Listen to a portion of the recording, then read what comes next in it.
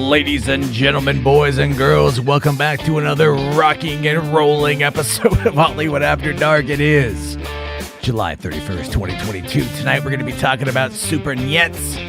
How even though the movie's number one, it still crashed and burned, and it proves me right 100,000,000,000% about The Rock.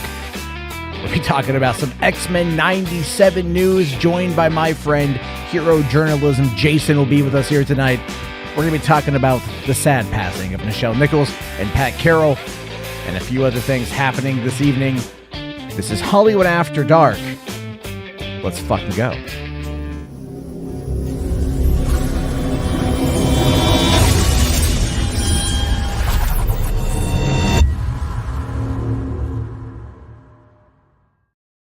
Hey, what's going on, everybody? How you guys doing? Welcome to the party. Welcome to the show. As I said, it is the 31st of July, 2022. It's the last day of the month. It's the last day. I'm actually really kind of glad it's the last day of the month. I know I probably shouldn't be happy that we're entering into August. You know, that's usually like traditionally the hottest month of the year. At least that's what it was. We've been dealing with this warm streak here in the Northwest that today was a little bit nicer than the last couple of days, but it's still hot as balls. So if you hear a fan on in the background, yeah, sorry, I need it, or else I'm gonna melt in my seat. I mean, not even kidding you guys. Today I went to the store. Was doing laundry. I took a shirt out of the wash. That was done. I put it on within 5 minutes of being in my car. The damn thing was dry. That's how hot it was today, but it felt nice for the 5 minutes. Also, I'm a little late tonight because I just got done watching The Lost City. My girlfriend wanted to watch a movie tonight, so we sat down and we popped in The Lost City. Hadn't seen it. Really funny. Was laughing all the way through. Channing Tatum, Sandra Bullock, Daniel Radcliffe. Very funny movie. Really recommend it if you love the throwback to the old Robert Zemeckis Romancing the Stone. Not so much a Jewel of the Nile, but definitely Romancing the Stone vibes and everything else. And it's a nice little comedy. And you know what? I feel like this day and age, we don't get a lot of comedies anymore. I feel like we don't get a lot of romantic comedies. I feel like we just kind of get it's superhero movies or it's nothing. In fact, I think most of what we're probably going to end up talking about today is going to be superhero stuff. So why don't we say hi to the chat, see what you guys are up to. I see Brandon. I see Tales from the Hood. Jess is here. Rational Skeptic here. We got Shiny 311 still saying it's warm in LA. It's always warm in LA. It is, you know, hell on earth according to some people. Moisture says, you're from San Diego. You're not used to that weather. No. I was from East County, San Diego, motherfucker. East County, San Diego. That's still considered the high desert, and it's still got boiling ass hot. It's humid here. It's not humid down there. Well, it gets humid like the third week of September. Roughly, that is like the 1 week San Diego gets unfathomably humid for its air. I mean, I'm not even lying when I say this. The last September I was there was 2014. That 1 week, I went out, I bought an air conditioner. Like everybody else went to Walmart and bought an air conditioner. And as soon as that heat wave broke, man, I returned that air conditioner. So did everybody else. Thank God for Walmart's return policy.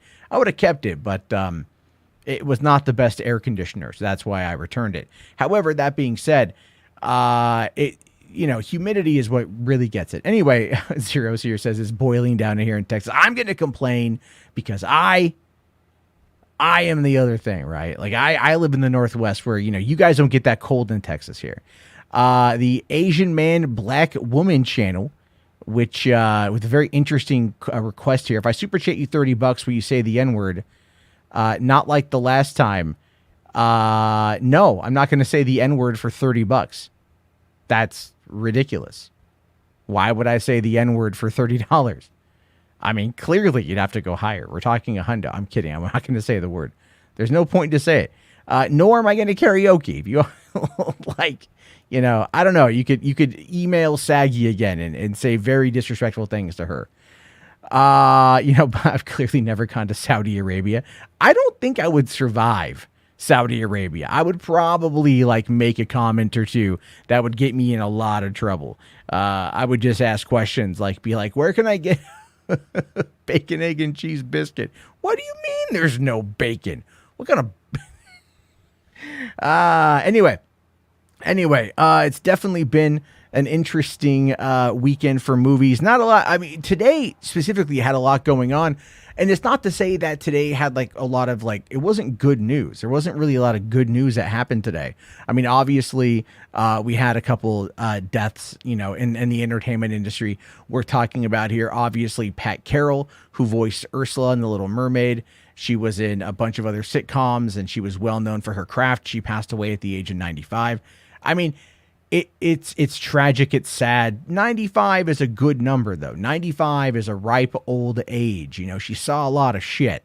She saw World War II. She saw Korea. She saw Nam. She saw Reagan, right? But then she was Ursula, and that kind of like is a thing in a lot of people's eyes. Ursula is iconic. Ursula is legendary. Ursula cannot be replaced, no matter how hard Melissa McCarthy is going to try for the live action reboot coming out, next year? I think either that's going to be a goddamn dumpster fire, in my opinion. However, rip to Pat Carroll, iconic voice. You wouldn't expect Ursula coming out of her, but it did. And that is always really sad. But then the one, look, man, I'll be fair, this one got me the most today.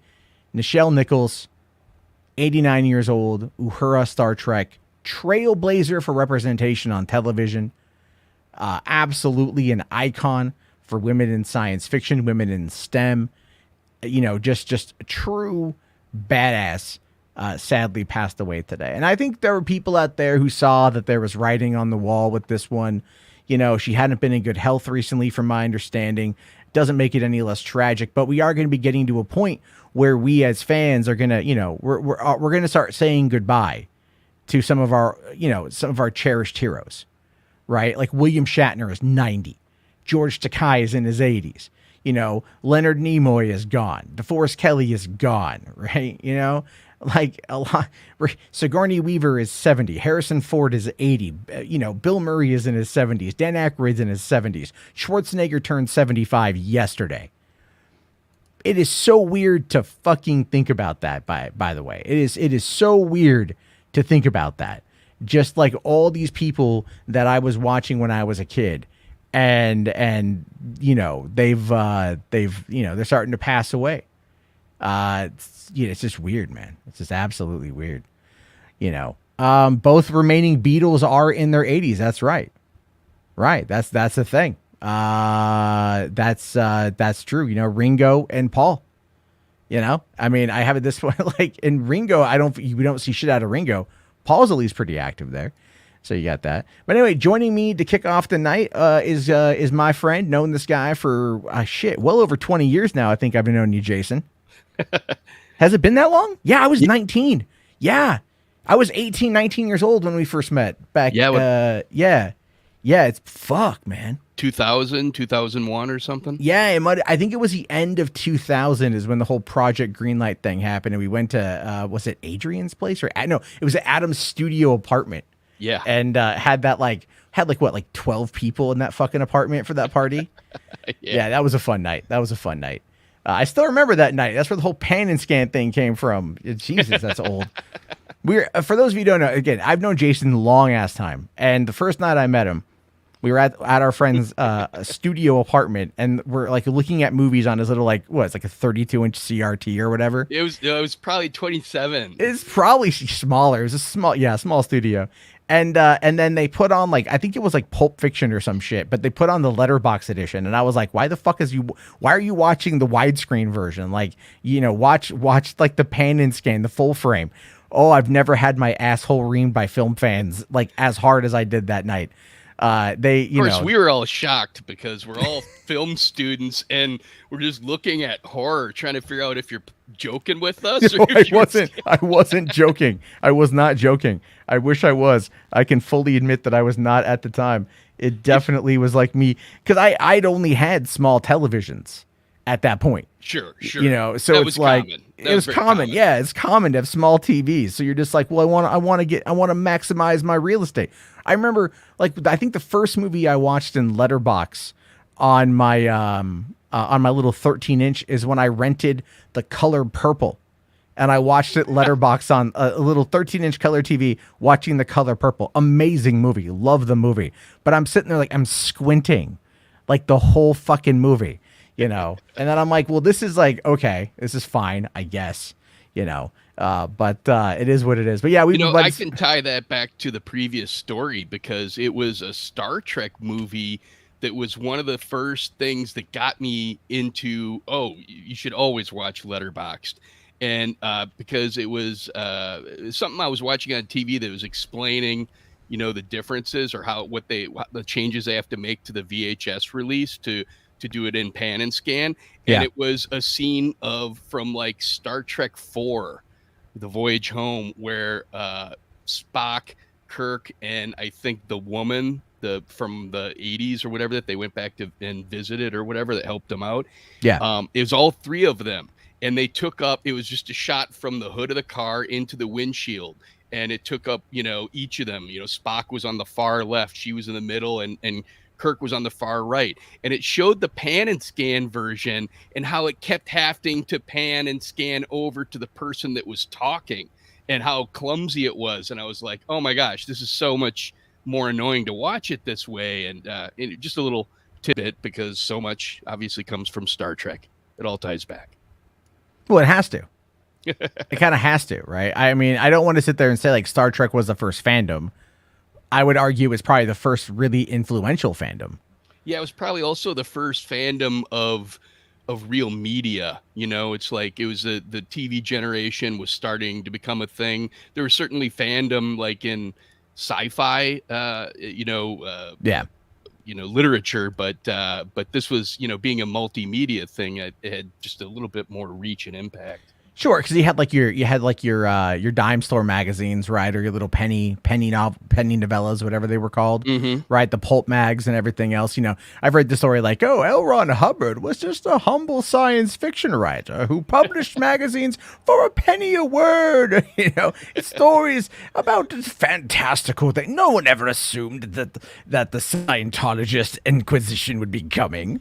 All that shit from back then. And the thing is, like, those pulp, man, I still to this day, I still think the like pulp magazine designs are still the best. I still think one of my favorite things in recent memory is after every new episode of The Mandalorian, like this one artist comes out with a new pulp cover inspired by that episode.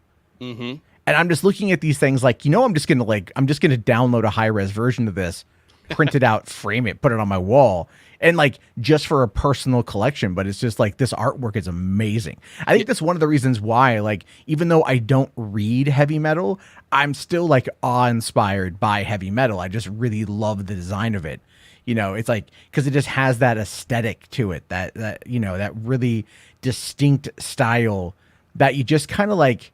It just sets the mood, I think, like you're going to be in for some violence and sex. Like it's going to happen. Right. When researching the history of superheroes, it started out kind of researching adaptations of superheroes into movies and TV. But then eventually when I started researching just the roots of it, going back to Superman in 1938, but then before that and finding out what came before that got us to Superman, because a lot of people look at superheroes as starting with Superman, but it was those pulps that you mentioned that had come out in the 30s that were had such a formative impact on the development of the superhero. So when I was going through that, I was like finding just tons of The Shadow and Doc Savage, old pulp magazines, and I just fell in love with that classic old style artwork. As much as I love Batman, I feel like we need more of The Shadow. Yeah. A lot of people, for those of you who haven't seen, 93 is when that one came out, right? Was it 93 or 95? I think it was 94. 94, somewhere in there. Right. I was close. You were very close. I was very close, right? In that realm, in that time period, in the early 90s, early to mid 90s, where a lot of great things happened. The Shadow, Alec Baldwin's The Shadow is a great fucking movie. Like that movie is just, again, Penelope Ann Miller nailed it. Tim Curry nailed it. A lot of great stuff in that film for just what they were going for. Because again, like it had, kind of a pulpy noir vibe, but also felt a little steampunky. Not Rocketeer versions of steampunk, but it had a little bit of that vibe to it. And it felt like it kind of like all came from like this era of the 1940s and 1950s, I guess. But I do see, speaking of other fandoms though, I see Ryan here saying, if I could find the comment, the oldest fandom was actually Sherlock Holmes. That's right. I forgot about that. Good point. Those fuckers, man. Jesus Christ. The whole, whatever they called them, what were they called like the homies back then? Because if they don't call themselves the homies, they're missing out on something that has infinite potential to live on in the lexicon of our society. But then also you've got, I saw someone mention, like, what about Tolkien? Look, I don't think Tolkien, I'm telling you this right now. I know people hold Tolkien to this, like, they have him on this pedestal, right? Surrounded by just legions of other, like legit vaginas on a pedestal. You know what I mean? Like, to these guys, like, Tolkien ranks higher than pussy. If they were going to fuck anything, they would, like, I would skip the actual, like, it could be like the golden vagina, like fields of golden vaginas, and they'd go to Tolkien. But well, to be fair, the if you get an original copy, those are some very soft and supple pages. Well, yeah, it's very much, it's gentle crafted to the touch. It's crafted in the aftermath of the Great War. When they realized that, like, when they didn't really have, like, nudie mags on display, you could get off by reading about the adventures of Frodo in the Shire. But no, the thing is, though, it's like, look, you've got, I love Tolkien, I do, but it's like, I don't hold him to that level that so many other people hold him to, right? And it's like this idea that he's infallible and that he's untouchable and that you can't ever do anything that goes against, what his ideas were. And a lot of people like to speak for him, and a lot of people try to, like, interpret, for him, I think. I either way, really. It's just like that is some, seriously, like, that's some toxic shit I don't ever want to be a part of. You know what I mean? Like what I remember back in 2014, I think it was early 2014, maybe 2013, when I heard about, Lord of the Rings, The Shadow of Mordor, that, the game coming out for the PS4 and Xbox and PC. And it's all like, you play as a ranger who has died and Celebrimbor brought him back, and you have to, all this shit. I'm just like, yo, dude, people are gonna, like, bomb the studio, man. Like, those Tolkien freaks are gonna, like, get real upset that this is not adhering to the lore and everything else. And I just feel it's to me, it's funny how people get with this stuff. I think the older I get, the less I tend to care as much. Like, just tell me a good story. Like, I want it in the line of canon, like, don't veer off into, like, all of a sudden, look, if Lord of the Rings show comes out and there's, like, a blue-haired social justice warrior complaining about, like, inequality in, fucking, like, I don't know, like, the mines of Moria. I'm like, get the fuck out of here, okay? Like, that's not how this works, all right? Like, I don't know. But if you can find a way to talk about inequality in the mines of Moria to make it reflective of society and it fits in line with the overall story you're trying to tell, then that is definitely something that you can do, and that might work, right? Right. It's all about how you approach the story. If you're trying to square peg round hole it, it's not going to work.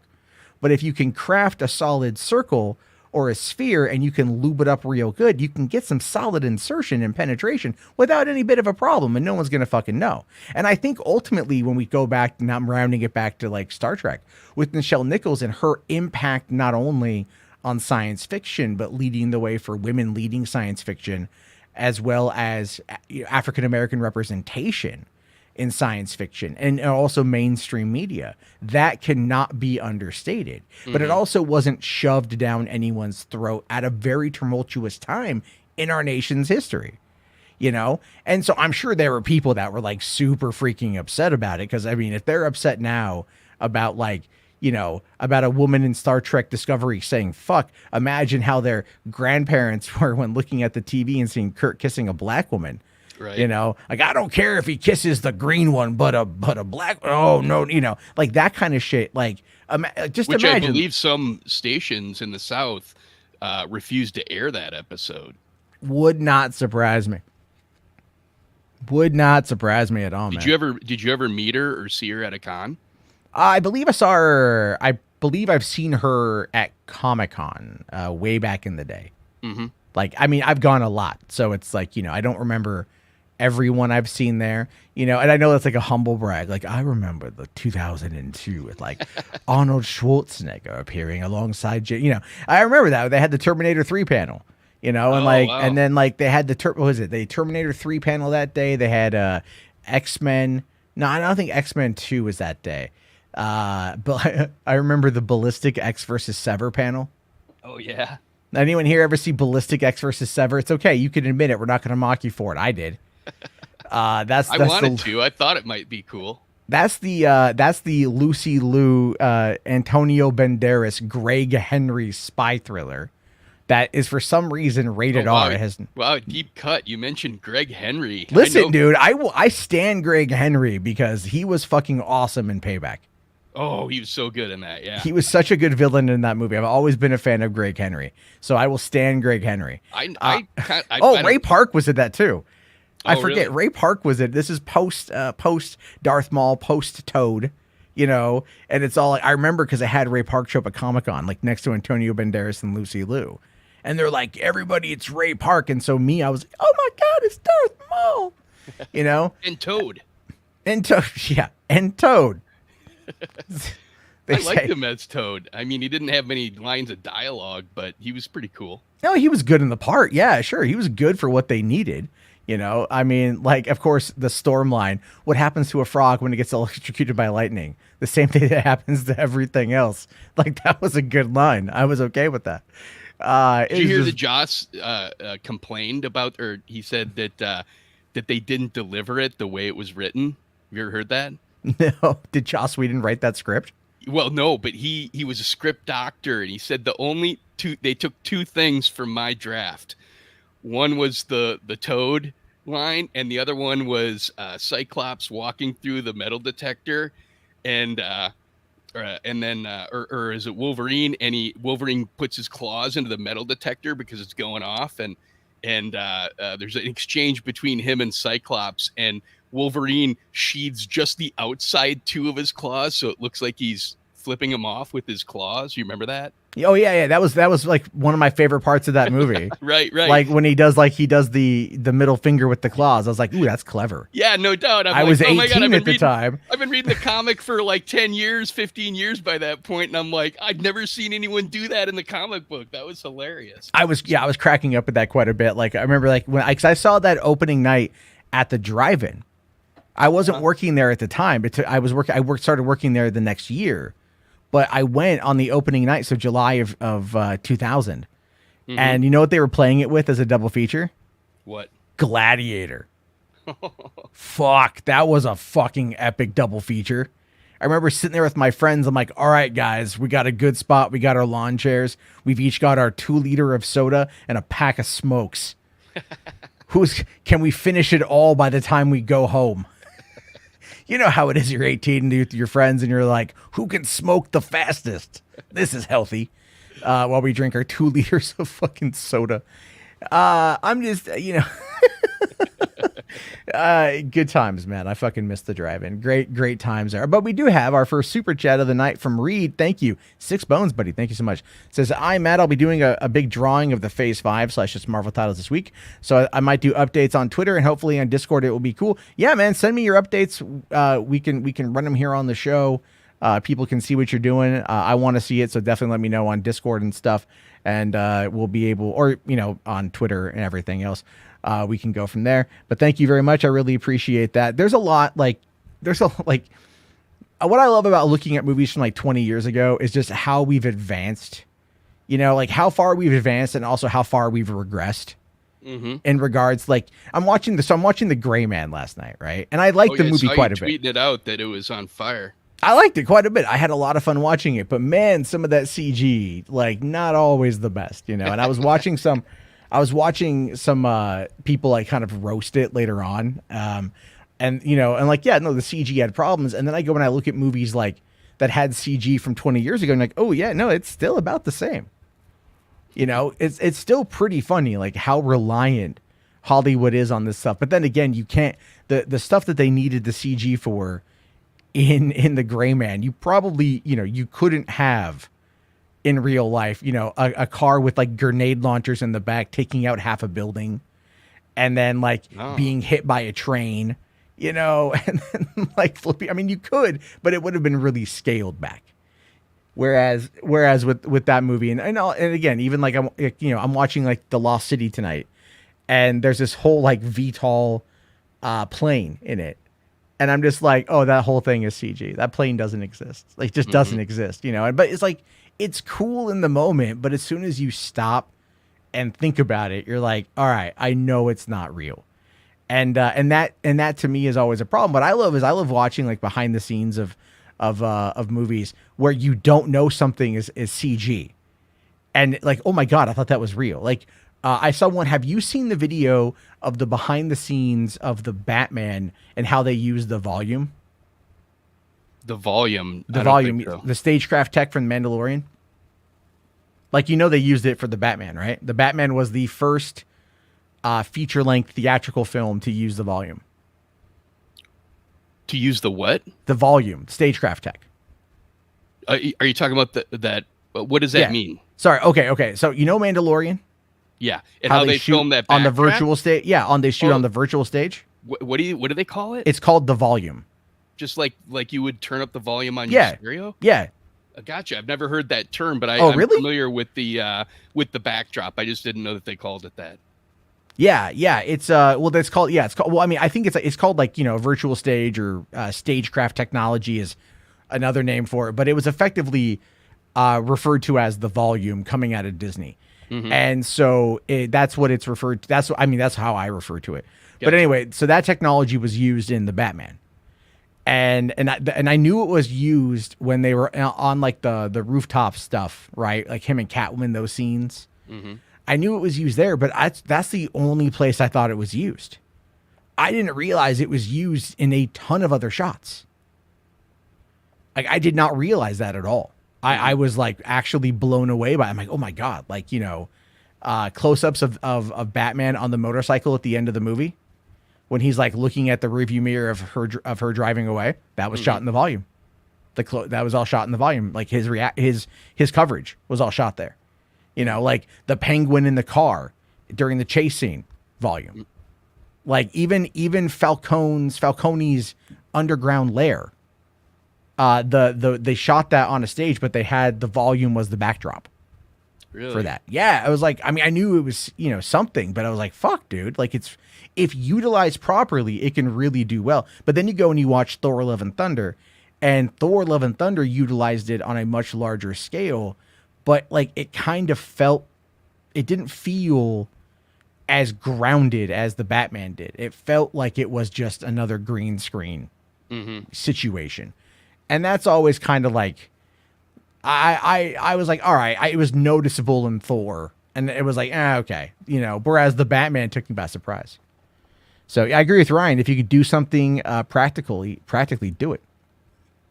You know, absolutely. HBars here says that the Lord of the Rings CGI is still great. That shit holds up. Oh, you know, one thing I was going to say about Tolkien, you know, one reason why people revere him so much is it's not just the books. Obviously, it's the books, but just the fact that, I mean, he basically almost kind of created the whole genre of Dungeons and Dragons. You know, it's like you can draw a direct line to Lord of the Rings up to, you know, Dungeons and Dragons coming out as a game in the, you know, 70s or whatever. So anyway, that's just something I was thinking of back when you were talking about him. No, that's a fair point. That's a fair point on that one. That is, I get that. Yeah. I mean, also you can, you know, C.S. Lewis as well was inspired. Like, sure. You know, like, you know, so Narnia, and then they were friends. So like Narnia has elements, you know, kind of more theological elements, obviously. Yeah, given the fact that Aslan is an allegory for Jesus. Christian elements. Very theological. Yeah, they're not, you know, there's no there's no Quran in through the wardrobe. You know, what's all these books? You make a good point, though. I didn't mean to imply that he was the sole creator of that. It's just that his, you know, Lord of the Rings just was such a huge jump start to that genre becoming, you know, the world of fiction and gaming and lead figures and all that stuff that it is today. Oh no, I absolutely agree with you. There's I like Tolkien. I love the work. I love the fantasy genre element. I think it's really cool. I've read like a lot of really interesting stories over the years, and there's one I was reading as a kid. I forget the fucking name of it, but it was a fantasy story set with talking animals. right? Like the badgers and the wolves, and like they all had towns and shit. And like I'm like, this would have been like I'm totally not even doing it justice. I'm just butchering whatever the fuck this is. I think I was in like 6th grade. I was reading it or whatever. It was definitely a little bit adult for like, I don't want to say, it was a little bit too on the adult side for me. Not the content, but it was more along the lines of just like the language that was used, like when they write like old English type shit, you're just like, Sure. all right, like, look, I get it. I get you want like the authenticity of having the right like dialect and linguistics, anchored around that particular time. But fuck off and tell me a story with the characters. Minimize the use of this kind of language, because I don't want to sit there and be like Uma Thurman in The Truth About Cats and Dogs and like read I forget which book she was reading, but she's like, I started reading this book and then I also brought a dictionary to look up the definition of the words that I don't get. And I'm like, yeah, obviously, like, because before that I had read Jurassic Park. After the movie came out, I bought the book, and I spent the summer reading that book. And, like that was a book for adults. There's a lot of adult shit in that. I did see the question earlier asked about 2003's Timeline, the Richard Donner, Paul Walker, Gerard Butler led film, right? Pre 300 Gerard Butler. Dude, Reign of Fire had Gerard Butler in pre 300. I forget that too. Right? Christian Bale, Gerard Butler, Matthew McConaughey, fucking dragons. People always remember Bale and McConaughey. Yeah. No one ever remembers fucking Gerard Butler in that movie, though. But I remember Gerard Butler in that movie. There's a lot of Gerard Butler movies where people don't remember Gerard that much. So and I don't mean that as a slam against Tomb Raider, The Cradle of Life. Oh, he was the love interest, like the sidekick guy, the male lead in Tomb Raider, Cradle of Life. And that is a role in Tomb Raider series that they did not typically do well, because in the previous movie it was Daniel Craig. Daniel Craig. I was going to say Roger Craig for some reason. Yeah. I think that might be a sports player. I don't know. But and both of them were written so dully. It was like that movie franchise just, Tomb Raider herself, Lara, was pretty good, but so many of the side characters were just so underwritten and underdeveloped, because that first one also had Ser Jorah from Game of Thrones. Oh, Ian Glenn was in it too, and then John Voight. Forgettable. Forgettable. But I remember though how in that movie I think like part of the marketing was actually like the reconciliation of Angelina Jolie and John Voight. Oh yeah, that was because he played her father in the movie, and like everyone knew, like part of the whole, again, like the celebrity tabloid stuff was like they had this falling out, and then they had reconciled, and then they were in this movie together, and I remember that being a thing back then. And it was a big deal that they were doing it, because she is this pretty hot up and coming star, and then here's this just a classic star from the previous generation who hadn't really done too much, except for maybe Mission Impossible is probably like his only real notable film prior to doing that. So yeah, teaming them up, that was kind of a big deal. I feel like John Voight was in other things though, but like, well, I'm sure, but I just meant nothing notoriety wise. Nothing that I can recall personally. Yeah, but that's just my bias as well. It's funny you talk about Mission Impossible. So yesterday there was this kind of trend going around Twitter, and they're asking questions like, like it was all like first, what was it? First, oh goddamn, like, Spielberg movie seen in theaters, first like Romero movie, first, whatever, right? Mm-hmm. And then one of them was like Brian De Palma. Like, what was your first Brian De Palma movie you saw in theaters? And I was like, the only one I've seen in theaters, fucking Mission Impossible. Not to say that I haven't seen other Brian De Palma films, but like, wasn't Untouchables like 89? Yeah, that's I was 7. Right. Like a Scarface was like early 80s. I maybe wasn't born yet. There's like, and I like De Palma, but that was the first one I saw. And I love to look at the Mission Impossible franchise, because now that it's over 25 years old, and just to look at the trajectory of where it's gone, and to go, it's so weird that the very first movie was a French noir thriller. Mm-hmm. It was a thriller, and like it was cool for the time, And then it's like, but I still really hate the fact that it showed Emilio Estevez's death in the opening credits of that movie before he actually died in the movie. Do you know why it did that? Because it's a weird thing. There's been a couple of shows in TV history that do this, where in the opening credits, instead of showing clips from episodes that have already aired, which usually have a set opening credits, takes a few clips from different episodes or whatever, but then that's it, right? It's the same opening credits, maybe to change it every season or two or something, but it stays that way through the season. Mission Impossible did that in the original TV show. When you watch the opening credits, you saw clips of what was going to come. It's so bizarre, because like you just pointed out, it totally leaves it open for a potential spoiler. Well, no, I remember being 14 when that movie came out and going to see it opening day with my friend. And because I remember I get off school, right? And I was like, all right, we're going to go watch it. And, we go and we're watching it and like the opening credit, like it does the first, it does the cold open, which is great. Yeah. And then it goes in, you start hearing the theme song, which is still iconic to this day. Mm-hmm. And then like all of a sudden, like, all right, cool, man, cool. And then I remember seeing like, oh man, cool. Like Emilio Estevez is in this movie. Hell yeah, dude. Hell yeah. I was so happy Emilio was in this. I was like, to quote an all-time classic, Night at the Roxbury, that came out the following year after Mission Impossible. There's a line Will Ferrell repeats many times in the film, Emilio! Emilio! And tell me you know that movie at least. You know Night at the Roxbury, right? Oh, sure. I don't know that I've actually seen it all the way through, though. Motherfucker, you're missing out. You got to go back and watch it again. It's classic. I can picture the head, what do you call it? The head slapping? The head, yeah. Hadaway's What Is Love? What is love? Baby, don't hurt me. I remember, dude. Anyway, I don't want to get on that subject. I love that song, by the way. But no, I remember like watching it, and I'm just like, yeah, Emilio Estevez, because I'm a big Mighty Ducks fan, and and Young Guns and shit, right? And then like all of a sudden, it's just like you see him fucking die, and I'm like, wait, did that happen? And I'm like, look at my buddy, I'm like, did that fucking happen? He's like, I don't know. What the fuck do I know? He's like, we're 14. Shut the fuck up. Watch the goddamn movie. And then of course, 5 minutes later, like 5 minutes later, Emilio is dead. A few moments later. Yeah, a few moments later. I thought that was really just what the fuck, like, and then now you can kind of, like, I was watching The Lost City tonight, like when Brad Pitt shows up, I'm all like, he wasn't heavily marketed for this movie.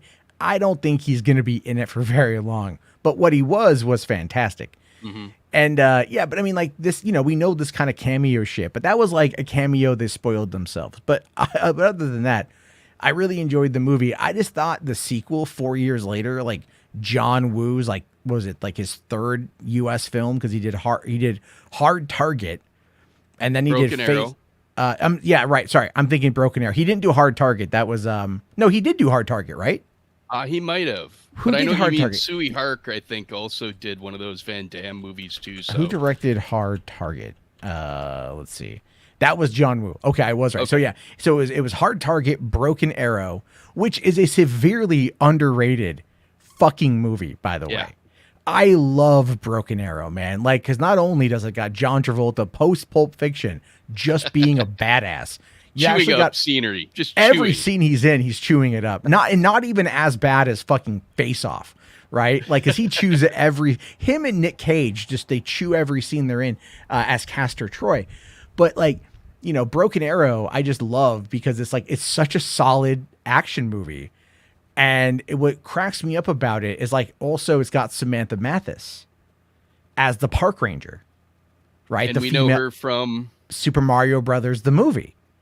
Okay. 3 years prior, and I had a bit of a crush on her, Daisy, and that I had a bit of crush. So I'm watching Broken Arrow, and I see Samantha Mathis, and I'm like, all right, dude, I'm fucking in, But I just feel like you can't, like, look, going back to even talking about the Gray Man, like the Gray Man harkens to me. It feels to me like I'm watching these movies from the 90s, right? These action films from the 90s. That's very much what it felt like. Like, you're talking about not only just like what Mission Impossible turned into with, starting with number 2, but John Woo, Hard Target was an amazing, anything Van Damme back then was a movie. It was something you go and see, You know, it's like Universal Soldier was a great fucking movie. Totally. I remember, you know, I was so pumped for that when that came out, man. I was a little young for that one when it came out. I couldn't see it till home video, but you know, there was like, what was it? You had, oh no, the very first Jean-Claude Van Damme movie that I gotta go see, was Sudden Death.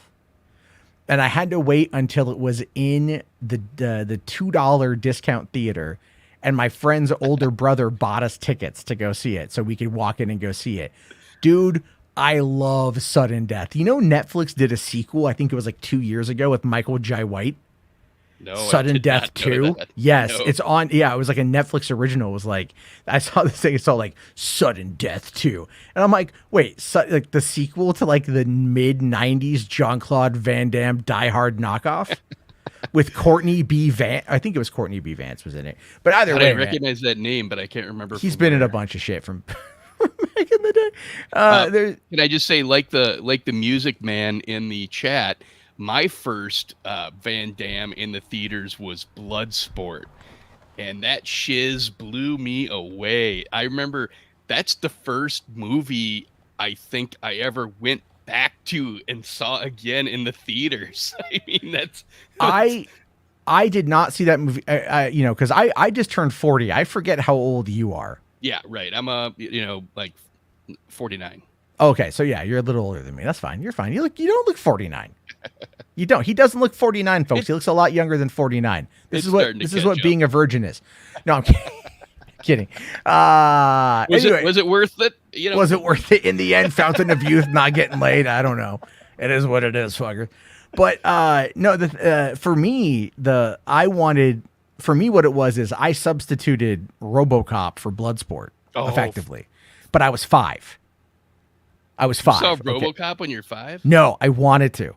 Oh, okay. Right. Like I remember like watching the trailers on TV, the commercials for it, and it's like Dead or Alive, you're coming with me, and I was like, Mom, I want to go see RoboCop. All right. And my mom's like, no, you're 5. Rated R. All right. It's rated R. And I'm like, I mean, it's not. That's a hard R. Okay, that ain't that ain't for language, baby. Okay. No, not at all. It's such a violent movie. I remember actually, even when I saw it, I was that came out in '87, so I was 14. I remember when they kill him. I remember going, "Whoa, this might be too much for me." I mean, there's only for a fraction of a second. I mean, I was loving everything about it, but I mean, that was seriously gross. So that was like totally edited down from his original version. It was, and I mean, now that I've seen the unrated version of it, all these years later, I still love the unrated one. Like I still love them. Did you see that on physical media? Or yes, what? I have it. Oh wow, because I've seen someone's uploaded the I think Ed 209 demo scene with its original violence in it or whatever. So I have watched that, but I don't think I've seen the. No, I remember like it was effectively okay. So I'll tell you how I got it. Right, how I got it. I was filming a movie. We were filming a short when I was in film school. When I was at Grossmont, okay. Mm-hmm. But we're at this guy's house. I forget where, but he has like this library of DVDs, and I'm looking through his movies. And so him and I are just like chit chatting about what he's got there. He's just a very eclectic collection. Didn't DVD collections start some of the most amazing conversations between film buffs? Oh yeah, dude. Like when you would look at, because what it was is like there's like somebody would have a DVD copy of that obscure film you saw at 2 a.m. on whatever channel it was. You're just like, all right, like whatever. Like Encore would be showing something, like I remember watching a Shannon Tweed movie with fucking Andrew Dice Clay as the bad guy. It was Die Hard at like a pageant, and Shannon Tweed was John McClane's character, and it was a fine movie. It was a fun movie. It was just awesome. It's great. She's like, at one point she's literally unloading a 6-shot revolver, and she fires like 12 without reloading, and I was counting. But like you watch all these, like that was the thing with working at the drive-in. You would see these like shitty ass movies, or we would always watch a bunch of them. But so what happens? I'm at this guy's place, and he's got he called it the Criterion cut of RoboCop, which it wasn't. But like that's kind of what he referred to it as. Now I'll tell you this right now. It totally sounds like something someone would say it's like Criterion's never going to touch this film, but if they did, it would look like this. But he framed it. He's like I've got the X-rated cut of RoboCop, and I'm like, shut the fuck up. He's like, no, it's right here, and he pulls out the DVD and he shows me, and then he's all like, you want a copy of it? I'm all, fuck yeah, I want a copy of it. He's like, all right, and he goes into his room. Why do you tempt me, sir? No, he goes in his room and he had the ability to duplicate DVDs, man. Nice. So he just burns me a copy of RoboCop right there. I don't know where it's at now. I wish I still had the disc, but it was like, that was how things went back in the day. Like Netflix was just like movie piracy 101. That was like the main draw back when it was the DVD shit. Like I actually had a modded Xbox that could, and I put in like a 500 gigabyte hard drive in it. And that's back when 500 would last you. That was, especially when it was just single layer DVDs. They weren't dual layer. Right. So I had gotten like this Xbox, and I paid like $100 to get it modded, and I had to like special order the hard drive because it had to be the right RPM in order for it to work. And then the guy who modded it for me was all like, oh, let me show you how Usenet works. I've never used Usenet.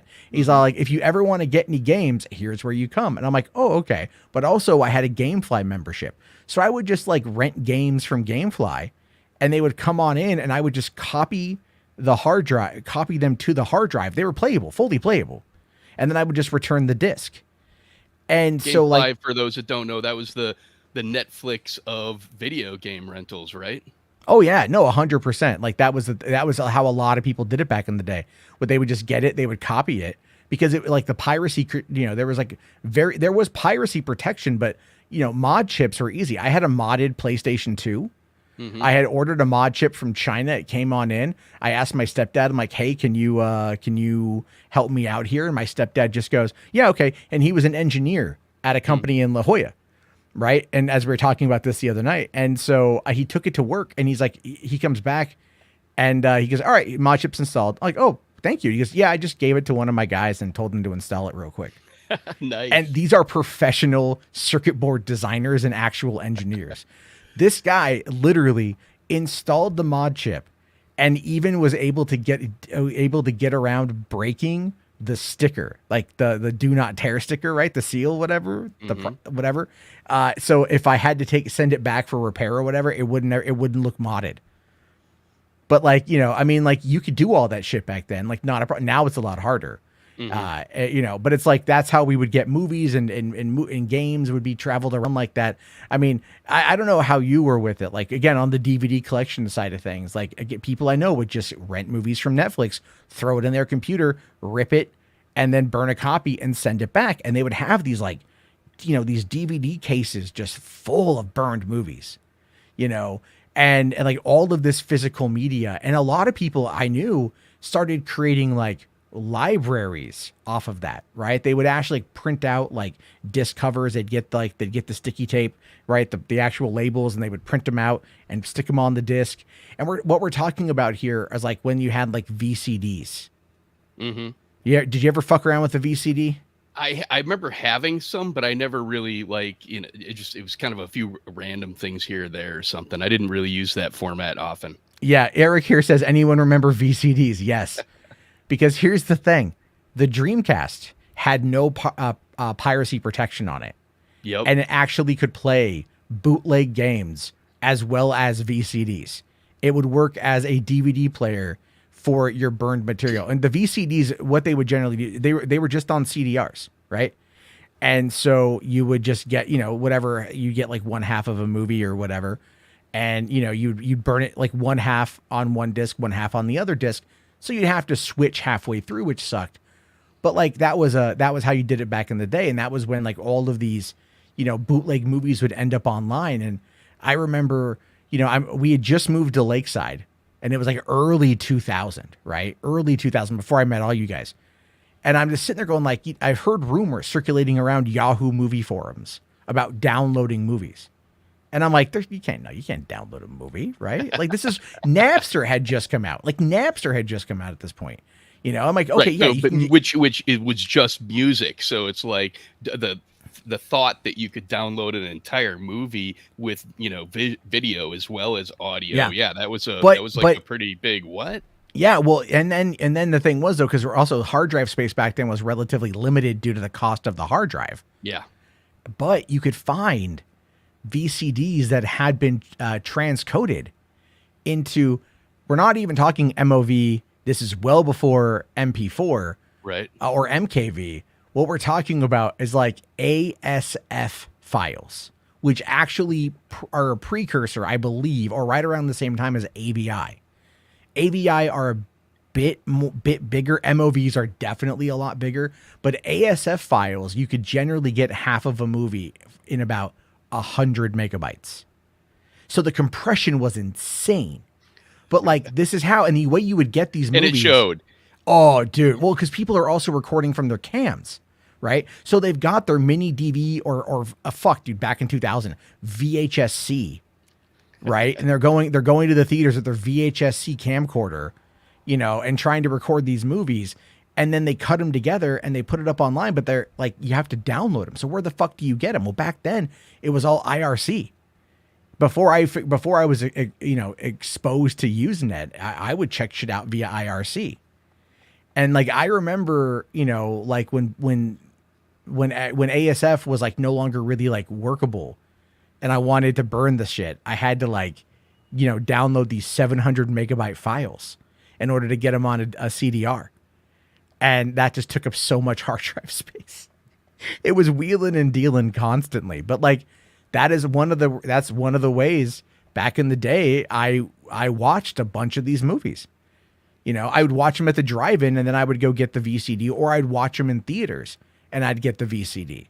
If the movie didn't have interesting or challenging cinematography, I was down with it. I could watch a movie at that compression, you know, if it's a comedy or something that. But if it was something with special effects, an action movie or whatever, I actually rarely, you know, did that, even though it would allowed me to have more movies, see more movies, because that video compression just hurt.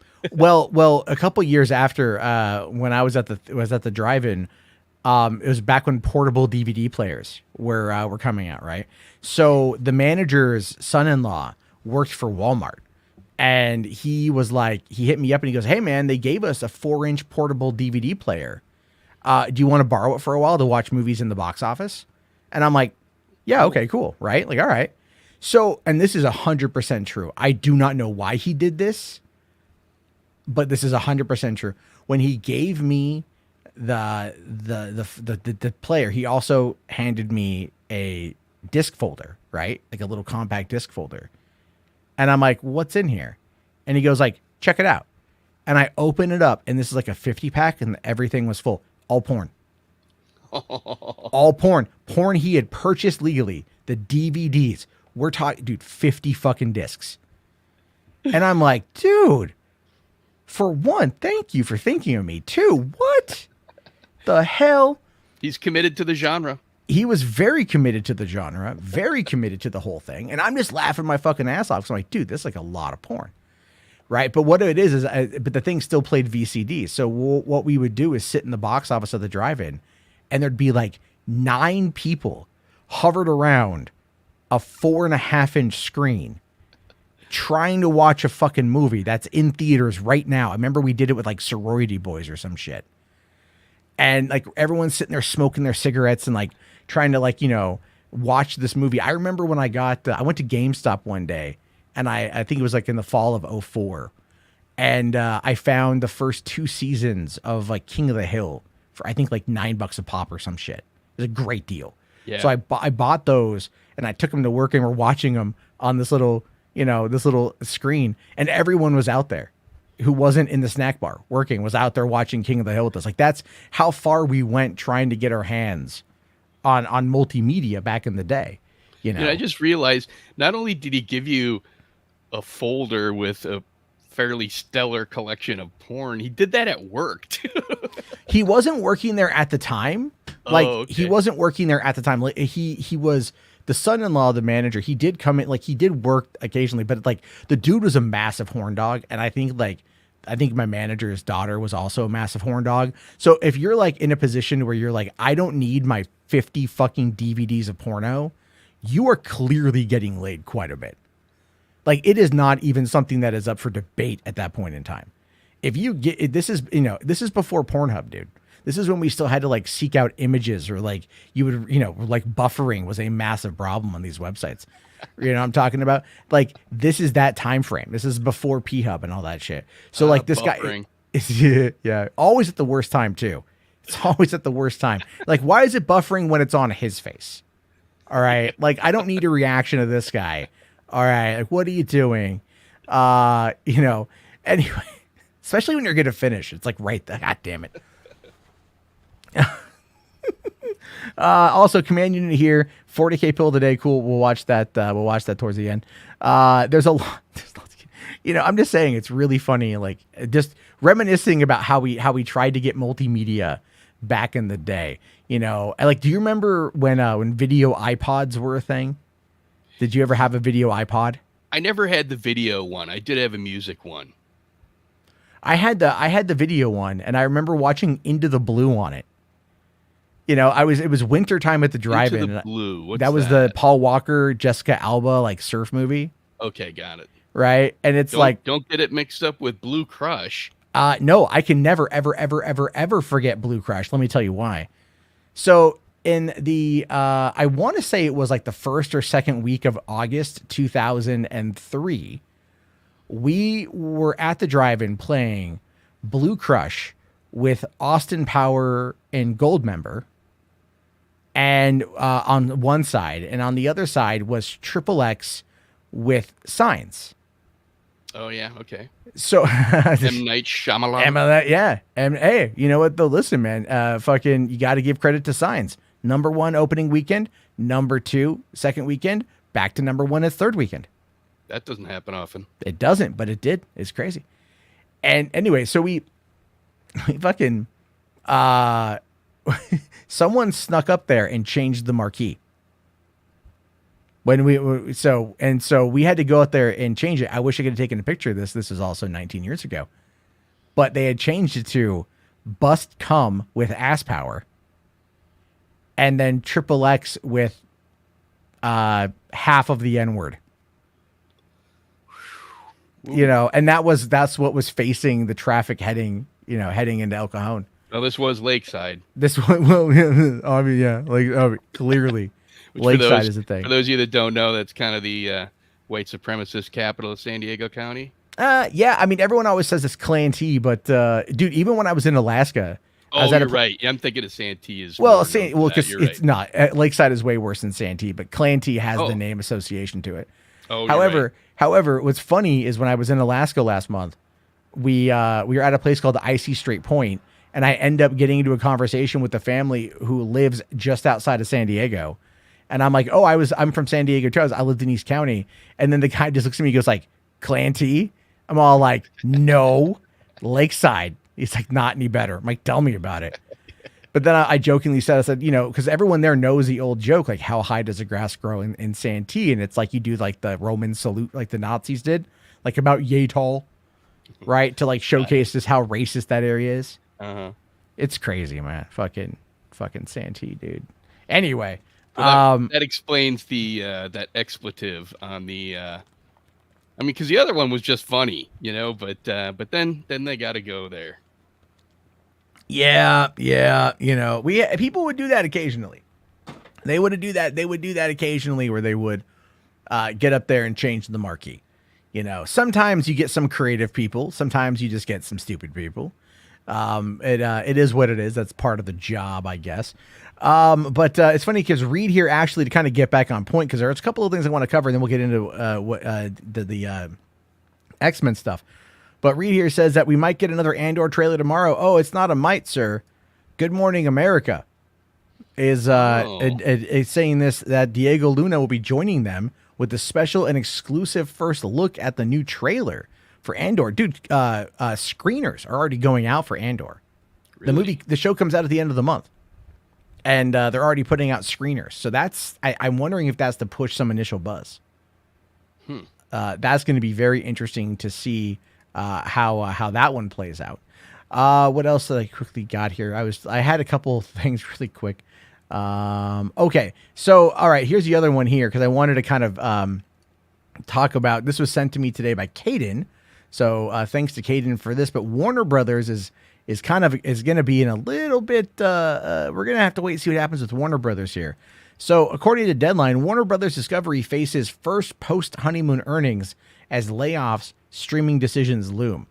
And this is an interesting time for David Zaslav because he's got to come on in and like right this ship, start putting out the content that's going to make the money. And as we are now in the last week of July and their new animated movie came out, sure, it had the #1 moniker, but the earnings are shit.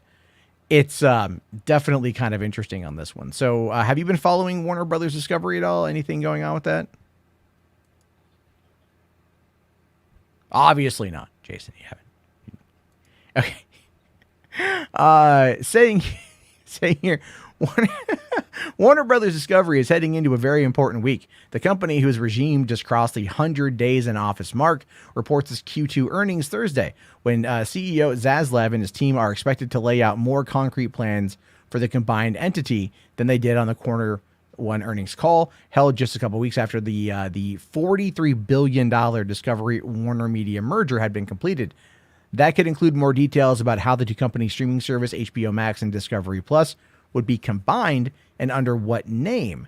Then also about the company's theatrical streaming film strategy and how a promised $3 billion in savings, a number that many expect to go higher, would be achieved. Never mind, it's also talking about here about it's going to be, they're rumored to have mass layoffs over there. And, this coming Monday also marks the start of Warner Brothers Discovery 3 days a week return to the office mandate, which became one of the first major tests for the new leadership. The return plan was met with strong resistance by Warner Media employees when it was announced soon after the merger was completed. Yeah, I mean, the thing is, man, I don't know how you feel about this, Jason, but I look at this and I'm just like, no, it's monkeypox is now being declared an emergency situation in New York, right? Mm-hmm. So we're still dealing with we're not even in endemic levels of COVID yet. We're still in pandemic levels, although it is easing, obviously, but we are coming to the end of summer. And as we get into fall and winter, it's going to start ramping up again. So, there's a lot of shit going on there. This is going to be, I'm telling you, I think the mass layoffs are going to come when people refuse to go back to the office. That's what I think is going to happen on this one. But obviously the big thing here is, what about the company's film strategy? This is what the big thing is. And according to Alan Horn, he basically said that the 45-day window is here to stay. Mm-hmm. And how do you feel about the 45-day window? Do you think that it's too short? It impacts people going back, or do you think it's fine? Well, it seems to me, and maybe I'm wrong, so certainly chime in, but if so, but it seems to me that, movies certainly don't play longer than 2 months anyways. So, I think there's an argument to be made that the people who want to see it in the theater are going to see it in the theater, even if it's coming to HBO Max.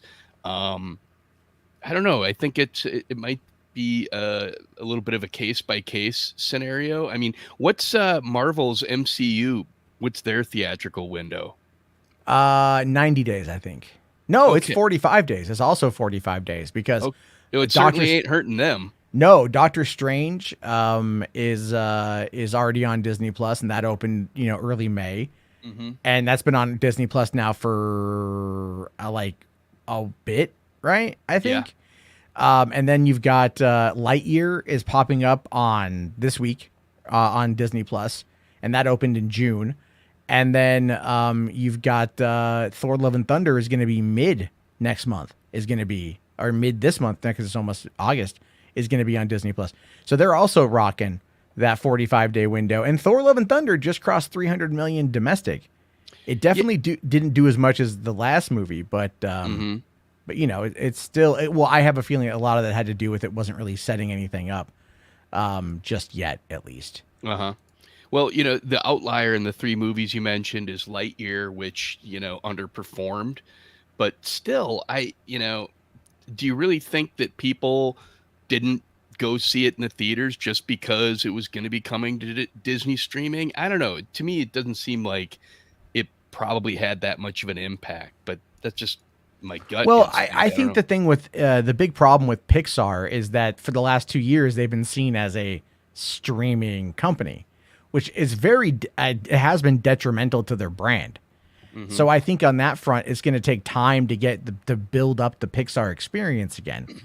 And I mean, it's not, people out there can argue that it has everything to do with like, not having Tim Allen in the role or it being woke or whatever fucking nonsense I heard people say. I do think it has a little bit more to do with its release window. I think it coming out in the summer was kind of a bad call. I think if it would have come out like, maybe Because like of too much competition. Yeah, I think there's too much competition. That should have been Gotcha. like a Thanksgiving release, Mhm. right? Or it should have been a 4th of July release when families have the ability. It was opening up, I think, right before Jurassic World Dominion. Uh-huh. Or right after. I forget when it came out, but I just was reading today, Jurassic World Dominion has now crossed 950 million worldwide. Oh my So whatever God. you want to say about that fucking movie. Did you watch that the other night, by the way? Did you go watch it? I after we did. talked? I went over to my friends and we watched it, and I got there a little bit late, so I did miss the beginning. So I just say that because I can't, give it a full review because of that. But hell, what I saw, I really, really hated. I mean, it was just so crazy. Like when the bugs came out and they were on I haven't fire. seen it yet. I haven't Oh, seen it sorry, yet. So sorry. I thought you just said you did see it. No, I haven't seen it yet. I haven't. Well, I mean, want it's not to. like it's but a spoiler or anything, but I still will avoid it. But still, it just had such craziness in it, and I'm like, what struck me so many times watching it? I'm like, dude, every scientist and biologist must just hate this franchise at this point because it's gone so far from being like, oh, what if real dinosaurs that actually lived millions of years ago lived here today or whatever. Now it's become this sci-fi, just a huge craziness. I don't know. It was funny. It was funny, but See, I think a big part of it though is kind of where we find ourselves in general, with I guess you could say like with these kind of movies. No one is going into Jurassic World thinking that you're going to get scientific accuracy, Like, well, there was a time when they did try to do that. In the original trilogy, there lots of times they were like, okay, technically the dinosaurs should have feathers on them and stuff like that.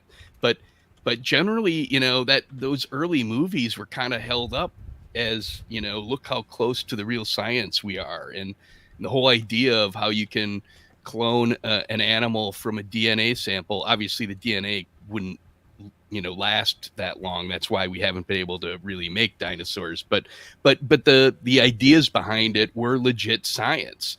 But maybe it's foolish to expect them to be able to maintain that because they're in a genre where the rule of the game is, every time a new one comes out, it's got to be bigger and better and break new ground. You can't do something that's retreading the same areas. And, I think at a certain point, they just had to start like making up, kind of crazy creatures, to kind of spice it up and everything. Well, look at Moonfall. I mean, it's like the moon is hollow and it's an sentient alien AI. You know what I mean? It's just like, okay, fuck it. Like, fuck it. No one cares. I mean, I was, go back to, was it 03, 04? Like, no, it was 03 was the core, with Hilary Swank and DJ Qualls and shit. Aaron Eckhart. Yeah. It's Stanley Tucci. Right, like I met DJ a couple of Comic-Cons ago. Nice. I'm a big fan of his. I'm a big Road Trip kind of sold me on him, and then the new guy. I love the new guy, And he's always been one of my favorites. Even in what was it, Man in the High Castle and shit. When he popped up in that, I was pretty happy. So yeah, I mean, but again, like no one went into the core thinking you're going to get a scientifically accurate fucking movie. You know, you don't watch Roland Emmerich movies to like write a dissertation on. It's just not maybe how bad they are in some cases, but it's just like they're just entertainment. But I think people do put too much effort into that. I think the problem is, again, it's these writers that are trying to justify the actions. Like, look, man, dinosaur on dinosaur action is what people want to see. Right. That's it. Like, can you craft a simple story around that and then have that just be its thing? But the problem with Jurassic World is the same problem with Jurassic Park. It's a very contained story idea. What do you do? Now, I haven't seen Jurassic World Dominion, and they were touching upon this in Jurassic World as well as Jurassic World Fallen Kingdom. And it does kind of reference back to, you know, the original, because in the original story, you had InGen, right? And InGen is like, they were the ones that were working with, Richard Attenborough to make the park, right? Like they were the ones working on the science. But Dr. Wong was also like, again, they wanted it for like military applications. And that was something that they brought up in Jurassic World about like, oh, we could use the raptors to like sniff out like Bin Laden or something, right? And it's like, okay, that's fascinating. So like, here's how, again, this is where it becomes absolutely, completely unrealistic, but it is the through line, is you go, okay, in Jurassic World, you establish that shady military companies want to, or, paramilitary companies or shady whatever, want to like sell this technology to the highest bidder. Why? Because they want to use it in like some kind of biological based warfare. Okay. Because, no one's going to like, can you like use this kind of stuff? So obviously the next evolutionary phase is you clone a T-Rex and you put rocket launchers on it. That's what it is. No, I'm not doing. It's like Dino Riders. If you Dino Riders, 100%. I'm just telling you, it's like cartoon. Yeah, I had the toys, man. I had the fucking toy. I think there's in that cartoon there was a movie too. I had the Dino Riders movie on VHS and shit. Watched it a bunch. It was probably just a couple of the episodes strung together. Most likely, but it was all like, we come from the future, but we crash land on a prehistoric Earth. And we're fighting. It's basically Joe's versus Cobra, right? But they're like, what do we have access to?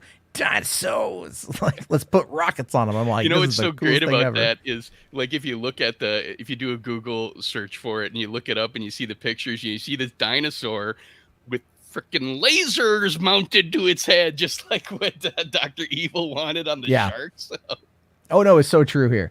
John here says the plausible science always gets cut and left on the floor. Dude, tell me about it. I was commissioned to write a script to adapt a short that my friend wanted, or an idea my friend had about the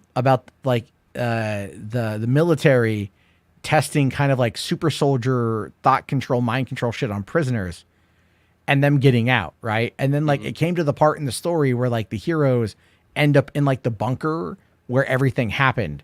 And I had to like describe the science of it, because you always have to have a scene where you like describe the science, here's what we're doing. And I'm like, what was it, 2007? I'm like, I'm 25. What the, I graduated like, from a film production program, right? Like, what do I fucking know about this? I'm on Wikipedia just like looking up like, and I'm like pulling from terms. I'm trying to make it work and shit. I'm like, I think this seems about right. I think this seems okay. And then, but we never made the movie. I have to try to, I don't even know if I have the script anymore. I might need to, post it for people to read it. I enjoyed it well enough. I don't think the guy whose idea it was would give a fuck. The other script through that kind of group that I got commissioned to write their script for, they actually ended up rewriting it themselves, and they went and they made the fucking movie. And then it went nowhere. Right. It went literally nowhere. And like I talked to the director because we're still friends, and, he's like, oh, if you want to watch it, here's like the information for it. I haven't watched it yet, but I watched the trailer for it. I'm all like, man, the one I wrote, I think is better than this shit. This is just cynical, like I was writing it to be, it's very cynical in the approach to it. I was trying to like find the humanity in the main character, and like tell the story about like actual like pain and suffering and revenge and shit. And then like this is just like a super cynical fucking thing. I need to watch it because I haven't seen it, so I can't talk shit about it. And I also like I enjoyed the story. I enjoyed writing it. You almost have to like walk. I mean, it sounds so condescending, but it's so true. You got to walk the producer through your script and explain, no. This is here because it sets up what happens in the next scene. And you want that part. You like that part. So you can't cut the part that sets that up. It's like, it's so easy for them to just, just keep all the scenes with, with shootouts and such. I know, like, but why does it happen? Well, fucking cares? And the thing is, though, you'd be amazed at how often who fucking cares? The audience is not paying attention. You hear about. And I mean, I've been to AFM. I went to American Film Market back in 2012. Mm-hmm. And like, I remember I was on a shuttle going from the parking lot to the Santa Monica hotel. And I'm talking with a film buyer and I asked the guys, it's like, what do you look for? Cause I had In Search Of, right? I had my copy. Have you seen In Search Of, by the way? Have you watched my point of view found footage horror film thriller? I think I have. How long is it? 73 minutes. Okay, I'm not sure if I've seen the whole thing, but I remember seeing. I remember when because you had told me about it. I probably did. Yeah. You're just all like, it's you and Marky. The fuck, like that's the whole movie. Like I know these fucking idiots. I know people who don't know. I had someone actually tell me that In Search Of was one of their favorite movies, right? And that made me feel real good because I'm just cool. I'm like, wow, we made that movie like in 2011 or 2010. Like literally shot it in like a day and a half.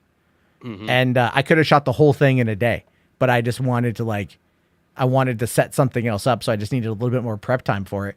And, and I like the movie well enough, but it is pretty bad. Eyes Only for $10, man. Thank you so much.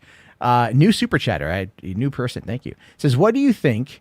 Do you think that the latest Mission Impossible will keep the same director for the sequels? Oh yeah. Yeah. Christopher McQuarrie, they're shooting, what is it? Mission Impossible. What's it called? Like, God, what's the last one called? Mission Impossible. Oh, Dead Reckoning. That's what it's called. Right. Oh yeah, that's right. It's a two-parter. It's a two-parter. So it's Mission Impossible, Dead Reckoning Part 1, and then Dead Reckoning Part 2. And they were shooting those back to back. So, and that'll be his fourth Mission Impossible. Yeah. Oh yeah. Well, because Eyes Only also says, well, Mission Impossible has different directors every time. No, they don't. I mean, you had De Palma. Originally, it did for like the first first four, because you had De Palma for Mission Impossible in '96, mm-hmm. John Woo in 2000, J.J. Abrams with his directorial debut, and also I think the best Mission Impossible movie. I've always said it's an underrated gem, and I tell people because I've had people say, "Oh, I don't want to watch that. I don't like Tom Cruise or I don't like J.J. Abrams," and I just go, "Watch the opening scene." That opening scene grabs you by the testes, man. If that opening scene doesn't convince you, take the DVD out. And there's, me telling friends of this, years ago or whatever. But yeah, that very underrated. Oh yeah, no, it's I love number 3. When we got it out, we got it at the theater, and I was like, holy shit, this was good. I watched it a bunch. But then you get Rabbit's Foot. Then you got number 4, which everyone's like, Brad Bird did an okay job, but it really wasn't that great of a movie, I don't think. I think it was like, it was kind of like around the same time when Andrew Stanton did fucking John Carter of Mars, right? Mm-hmm. And you're like, ooh, maybe Pixar guys should stick to animation and shit. Like, let's just do that.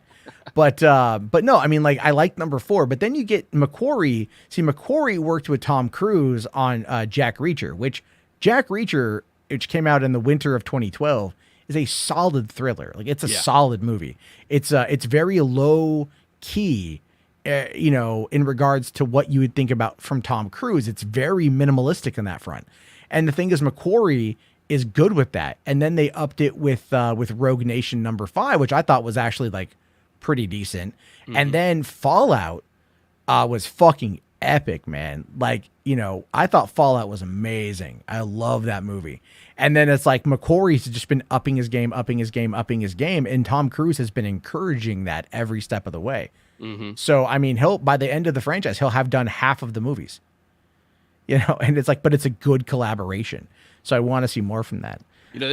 All these movies you're mentioning are also a real kind of key to, kind of Tom Cruise coming back. I mean, he's had some real bumpy stretches that a lot of people forget about because he's Tom Cruise. But he right around this time, when the Brad Bird and McQuarrie came on Mission Impossible, he also did Oblivion, that sci-fi movie. Oh, with Top Gun Maverick director Joseph Kosinski.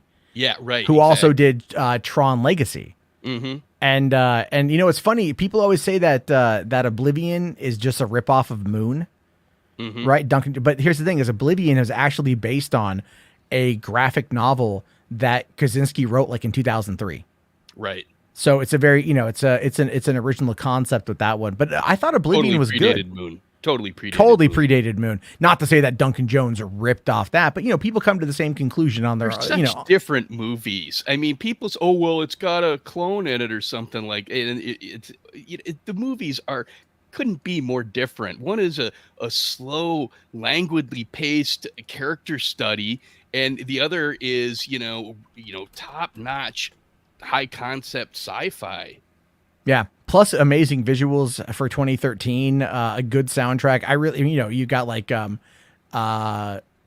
is it? Olga Kurylenko, who I like. Morgan Freeman. You got Jamie Lannister in it, coming off of that and shit. Jamie Lannister's in it. Yeah. I mean, like, no way. I didn't know who Jamie Lannister was when I saw it. I can't believe that. I'm going to Nikolai Costo something. I can never pronounce his name. But he's in that one and shit. And real quick, I just want to make mention of this one. There is a John Woo movie that you should see if you haven't. All right, because it's right around this a little bit. Actually, I think it was because John Woo did Hard Target, he did Broken Arrow, he did Face Off, which is fucking lit. Love Face Off. But then there was another one that he did that went straight to VHS. And if I recall, it was a Hollywood Video, I think exclusive, because that's where I got it from. And it was called Blackjack, starring Dolph Lundgren.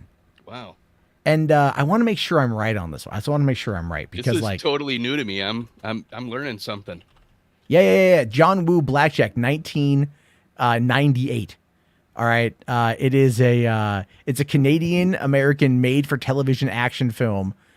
And it had it was a plot. It was a pilot episode. So they turned it into it was a show. Did that have another title? Let's see. It might have. I seem to recall a TV pilot or a TV movie that John Woo directed, and I think I even recorded it on VHS back in the day. But Blackjack, I'm not sure if that was it or not. It might have been. So the film was intended as a backdoor pilot for a television series focusing on Lundgren's character, but it was not successful financially, and it was chosen to not go to series. So they made it for $8 million. John Woo directed it, and it stars Dolph Lundgren. Like, I remember renting this from Blockbuster or from Hollywood Video. I remember being okay. It's you know what? Let me see if I can find the trailer for that. Right, Blackjack, 19. Of course, just quickly while you're looking that up, as H. Bartz mentions in the chat, if you're gonna say there's a John Woo movie you should see, you should probably at least mention The Killer or A Better Tomorrow. H. Bartz mentioned A Better Tomorrow, but I would say The Killer because that was my first John Woo. We're talking about me away. What we're talking about though is not shit like fucking Hard Boiled, which is amazing. Yeah, all right. We're not talking about his collaborative efforts with Chow Yun Fat and like whatever. His fucking gung fu shit is amazing. What I'm talking about is like I'm just saying it's like his American work or his Canadian American work in this particular joint. But I did find the trailer. It is a Dimension Films home video movie, which by the way brings back so many fucking memories on that shit. Yeah, I miss the days of the home video, side of these companies. So this is it right here. Dimension was the bomb in the 90s. They were, man. I'm telling you, fucking Scream, The Faculty, Robert Rodriguez's follow-up to Desperado was great, man. A complete underrated. I'll say this. You can say what you will about Baby Newirth and Cheers, right? You know what I mean? Like I forget her character's name in that. Lilith. Lilith, right? Say what you will about Lilith, okay? Tight ass, everything else. When she kind of went full on sexy at the end of fucking The Faculty, I was like, damn. I sat back like, you know, I know like you got like Jordana Brewster in the movie. You've got who else was it? It was the one blonde chick who was in like Suicide Kings. I forget her name, you know, and then like she's in that one, and you're like, all right. But then you see Baby Newirth, and you're like, yeah, all right. Yeah. Lilith, I didn't know you had it in you. Yeah, or like Salma Hayek was even in the movie too. You're like, holy fucking shit, Jon Stewart, man, Robert Patrick, like, dude, The fucking Faculty right. is a great ass movie. Mm-hmm. It's a great ass movie. Anyway. And I see people talking about the replacement killers. Obviously, Mira Sorvino, Chow Yun-fat. I forget who directed it, but I know who produced it. That was a fun one. You know, that movie was the movie that the guy that did the music for that was because of that movie, Kojima hired him to do Metal Gear Solid 2, I think. Okay. And then he ended up doing he did 3 as well or whatever. I forget what the guy's name was, but it was really cool to lure him from cinema to his music was awesome in Metal Gear. Pretty iconic, absolutely. Well, no, the music for Metal Gear 2 was done by Henry Wagner or like that's Hans it, Henry Zimmer. Gregson Wagner. Yeah, Henry that's Gregson who it was. Wagner. Oh, okay, okay, That's okay. it. Yep. Okay. And then also, Tales from the Hood here mentions that Famke Jensen was also in The Faculty. Oh, Listen, I was wondering what he meant by Jean Grey, but you're right. Jean Grey, yeah. Well, here's the thing, man. Like, yes, Jean Grey, Famke Jensen definitely had the sex appeal teacher, and that is like the meekish librarian, right? But listen, Xenia Onatopp, okay? Yeah, fucking right. 2 years prior or 3 years prior, Xenia Onatopp, that was the shit right there. Every guy I knew, it fucking doesn't matter, old, young, whatever. They were like, I would have my head crushed to have just like, I would be fine with it if that was the case. She did play an assassin that kills men by crushing them to death with them. Well, no. Sex. Well, she's a femme fatale who uses her body to get them in a position to where she can use her thunder thighs to crush them to death. Well, all right. But like, that's the whole point, is like she uses that to get the men there. And then that's how she kills them. But when she's fighting Bond later on, you know, she's like got her thighs around his head, and you're just like, yeah, no, please don't. Oh no, stop. There's a point where Bond gets the upper hand and pulls out his gun, points at point blank range, pointing his gun at her. No more foreplay. Yeah. The trailer was Invincible. Awesome. Fucking oh, that movie, dude. Fuck, I love goddamn GoldenEye. Martin Campbell, man, that motherfucker. Outside of, you know, Green Lantern, he's made some solid movies. Edge of Darkness is one I really like. Mel Gibson thriller. It's really fucking good. I haven't seen that one, but it's solid. It's really solid. It was just like it was like right after Mel Gibson had his big fallout. It was like his first return to cinema. Mm-hmm. I think maybe they'd already shot it around that time. It's a really good movie though. But here we go. He also did Zorro, Martin Campbell. Zorro, yeah. Oh well, Zorro and the Mask of Zorro. Oh no, the Legend of Zorro was a sequel. Oh, okay. Did he do two of them? I think he did. I think he did the Legend of Zorro as well. Yeah, you know what? He might have. 2005 director is Martin Campbell. Yeah. Look, okay. I say that here's the thing. I love The Mask of Zorro is such a good fucking movie. My very first summer I worked at I was 16 in the summer of 98, and that was my very first summer working at a movie theater, and we had The Mask of Zorro, and I watched that movie 4 or 5 times in theater. Like, that was a lot back then, you know, because I also saw like Armageddon a bunch. I saw like X-Files a bunch. I saw there's something about Mary. I can't even tell you how many times I watched that movie. There was like, that was an iconic ass summer. But The Mask of Zorro was fucking great, dude. The Legend, my complaint with a lot of these movies is when they go like, okay, we're doing a sequel, let's add a kid. I hate that. Like Mummy Returns did that shit. You know what I mean? It's like, let's add a kid. No, let's not add a kid. I will say this though. Iron Man 3 did a good job with that. The kid that teamed up with Robert Downey Jr., they could bounce off each other really well. And Shane Black directed those scenes really well. Yeah. So I thought that worked out really good. And then also Walker Scoville. Also, that he really knew what he was doing because he also wrote the screenplay for Iron Man 3. Yeah. And so it's like, it wasn't like some studio saying, hey, throw in a kid. It's like he really had some good drama that he had worked out to put into those scenes. So I think that's one of the reasons why it worked out better. Yeah. H. Bars here says, I want that Django Zorro crossover. I know, man, me too. But that was just that they just can't. I think the producer, Tarantino's producer, just basically said it's not going to happen. And that's really stupid here. But okay, here's a trailer for Blackjack. It's only awesome. It's I'm looking forward to it. Rare video rental trailer. That's how old this movie is, dude. From John Woo, the high-action director of Face Off and Broken Arrow, comes Blackjack. Dolph Lundgren is Jack. Jack Devlin.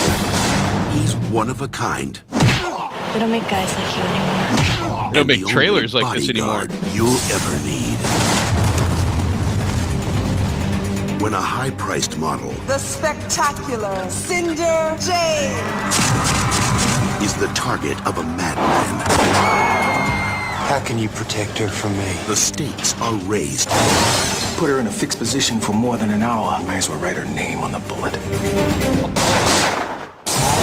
And the action is hot.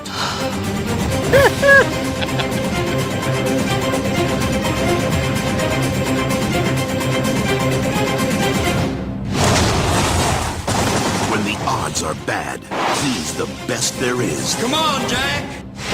Dolph Lundgren.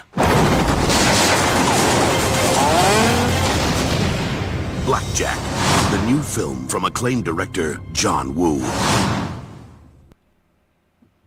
Dang. Say what you will. That movie exists. That was pretty killer for a TV show. You know, now that I look back on it, it's like you can tell that it was a TV show budget, right? Oh, yeah. You can absolutely Still, tell. that the action in there was pretty insane for 90s TV show budget, late Yeah. 90s even. I mean, it had almost every machination for John Woo in that particular trailer, with the exception of the doves, right? Of the doves. Command Unit here, $5 super chat. Thank you. Says the Mummy animated TV series made me like the kid in the movie. You watched it before you watched the movies. Oh, okay, I get that. Interesting. It makes me kind of want to check out the animated TV series now. Yeah, I think. What year was Mummy? The Mummy was 99. The Mummy Returns was 2001. So Okay. that was the May 2001. Was that one? Because I remember going to because I saw it in the theater, and then I loved The Mummy Returns right back then, because The Mummy is still one of my all-time favorite movies. Like Stephen Sommers will never top The Mummy for me, but I love all of his movies. He went to he's from the city where I went to college, St. Cloud, Minnesota. Oh, really? Yeah. Nice. Yeah, I had a buddy that one of my filmmaking buddies from St. Cloud, I think knew him.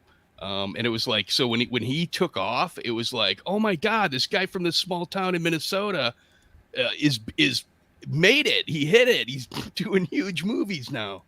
And then of course he disappointed us with after The Mummy. It was like, oh my God, just a succession of just movies that didn't instill you with pride. I will say this. I will 100%. Oh, I'm bracing. Back up Van Helsing. I fucking love Van Helsing. I'm glad I love braced Van myself for Helsing. All right.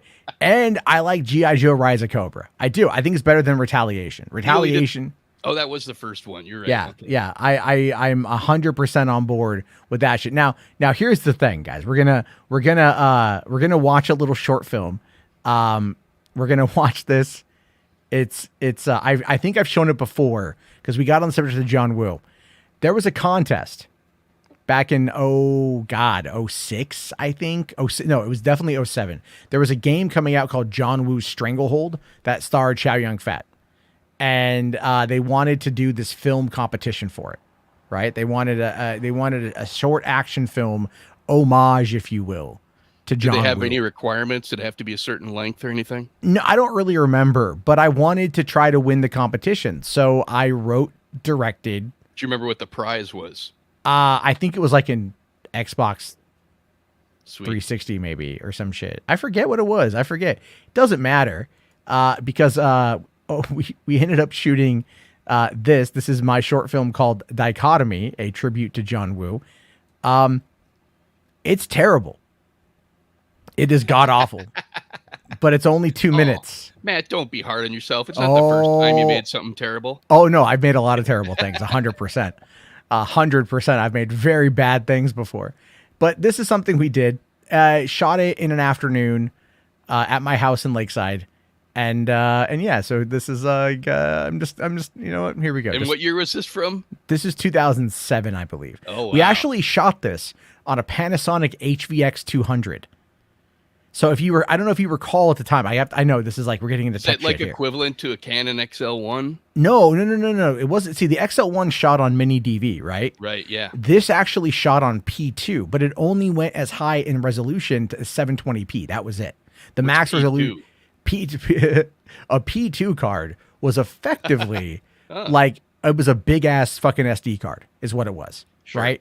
And those things were expensive as fuck. This thing was like it was a high end prosumer camera in like 2006 2007, and we got one with brilliant screen when I was working there. And you know, I also had invested money into it through, you know, that's a whole other goddamn story. But Ace, who had bought the camera, was like, well, if you ever want to use it, you can use it. And this is what I chose to use it on. Just, yeah.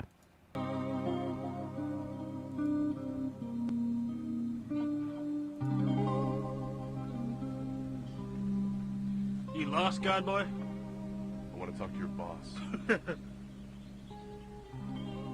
He says go to hell. You first.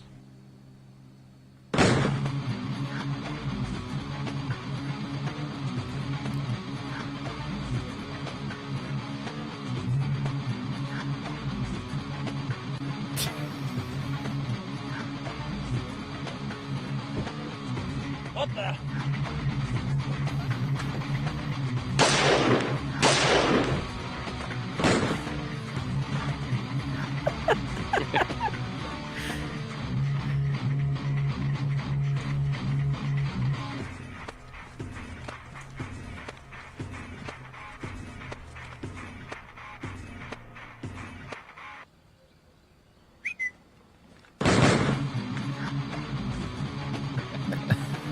There's me.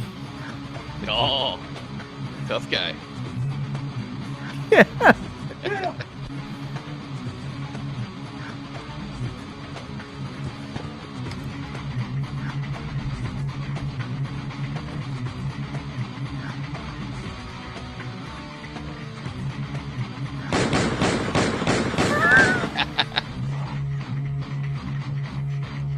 You'll never defeat me, Reverend Dove. I know. So what you can't see because the quality is shit is we actually had devil horns on him. He was meant to be the devil. So the dichotomy was the dichotomy of good versus evil, right? That was the concept of it right there. And what did you do on that besides acting? I wrote it, I produced it, I directed it, and I co-edited it.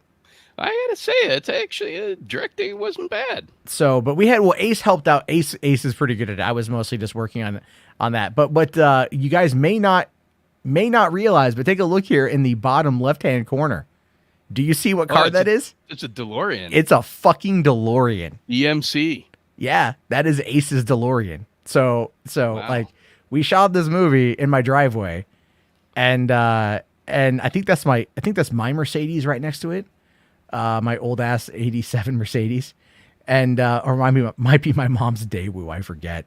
Let me see here. No, it's my Mercedes. It's my Mercedes, and everything else. And so yeah, we got the DeLorean because Ace had one. So I've shown this to people, and they've gone, oh, that fucking DeLorean.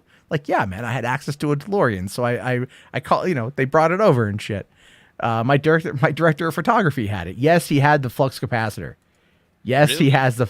Yes, he did. He did have it. Not many people probably did back then. No, he's a big DeLorean guy. So he had one and shit. So driving through San Diego in a DeLorean while doing film related stuff is really cool. That never got old, by the way. So this was not the best car to haul camera equipment, though. It's not. It's really not. It's not the best car for practically anything at all. Even driving. Even driving. It's not. It's a status thing, Jason. It's all about status when it comes to the DeLorean. Well, I can understand that. If the guy's name was Ace, of course he's got to have a cool car. Yeah. I haven't talked to him in like a decade. We had a falling out. It's not very great. But One of them. Yeah, but I will say this though, just because I want to. Who's the main guy? So that's Noah. Okay, I thought I might have known him. You might know. He might have. He's in other things that I've done. But the guy here, the blonde guy with the glasses next to me, that's my friend Brian, who passed away last year. So I always always feel really bad because when I rewatch this and shit, because like he hated being there that day. But he did it for me. He did it because I asked him and shit. I went out and I bought like a ton of black shirts, because if you notice, we're all wearing like black shirts and stuff. Like Noah here has his stuff, and like what is it? Yeah, he jumps over like Marcus. You've never met Marcus, I don't think.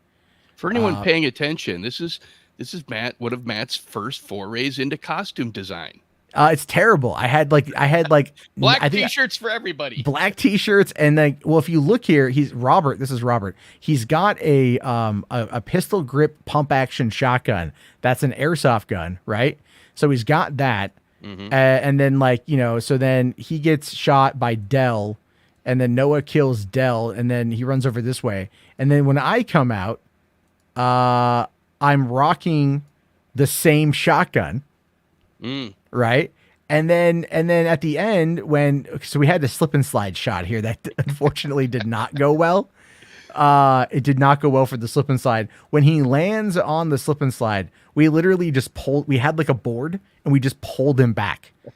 Right. That's what I figured was happening. Because if you notice, it's really slow. It's really slow. I'm like, well, maybe it's slow motion. I don't know. It's a mood thing, you know? It was, the thing is like the money shot for the whole thing was this shot right here where he's running, and we shot it in slow motion, trying to get a really nice shot there. And then we were just going to cut it real quick with the other shot, but we were also losing our light.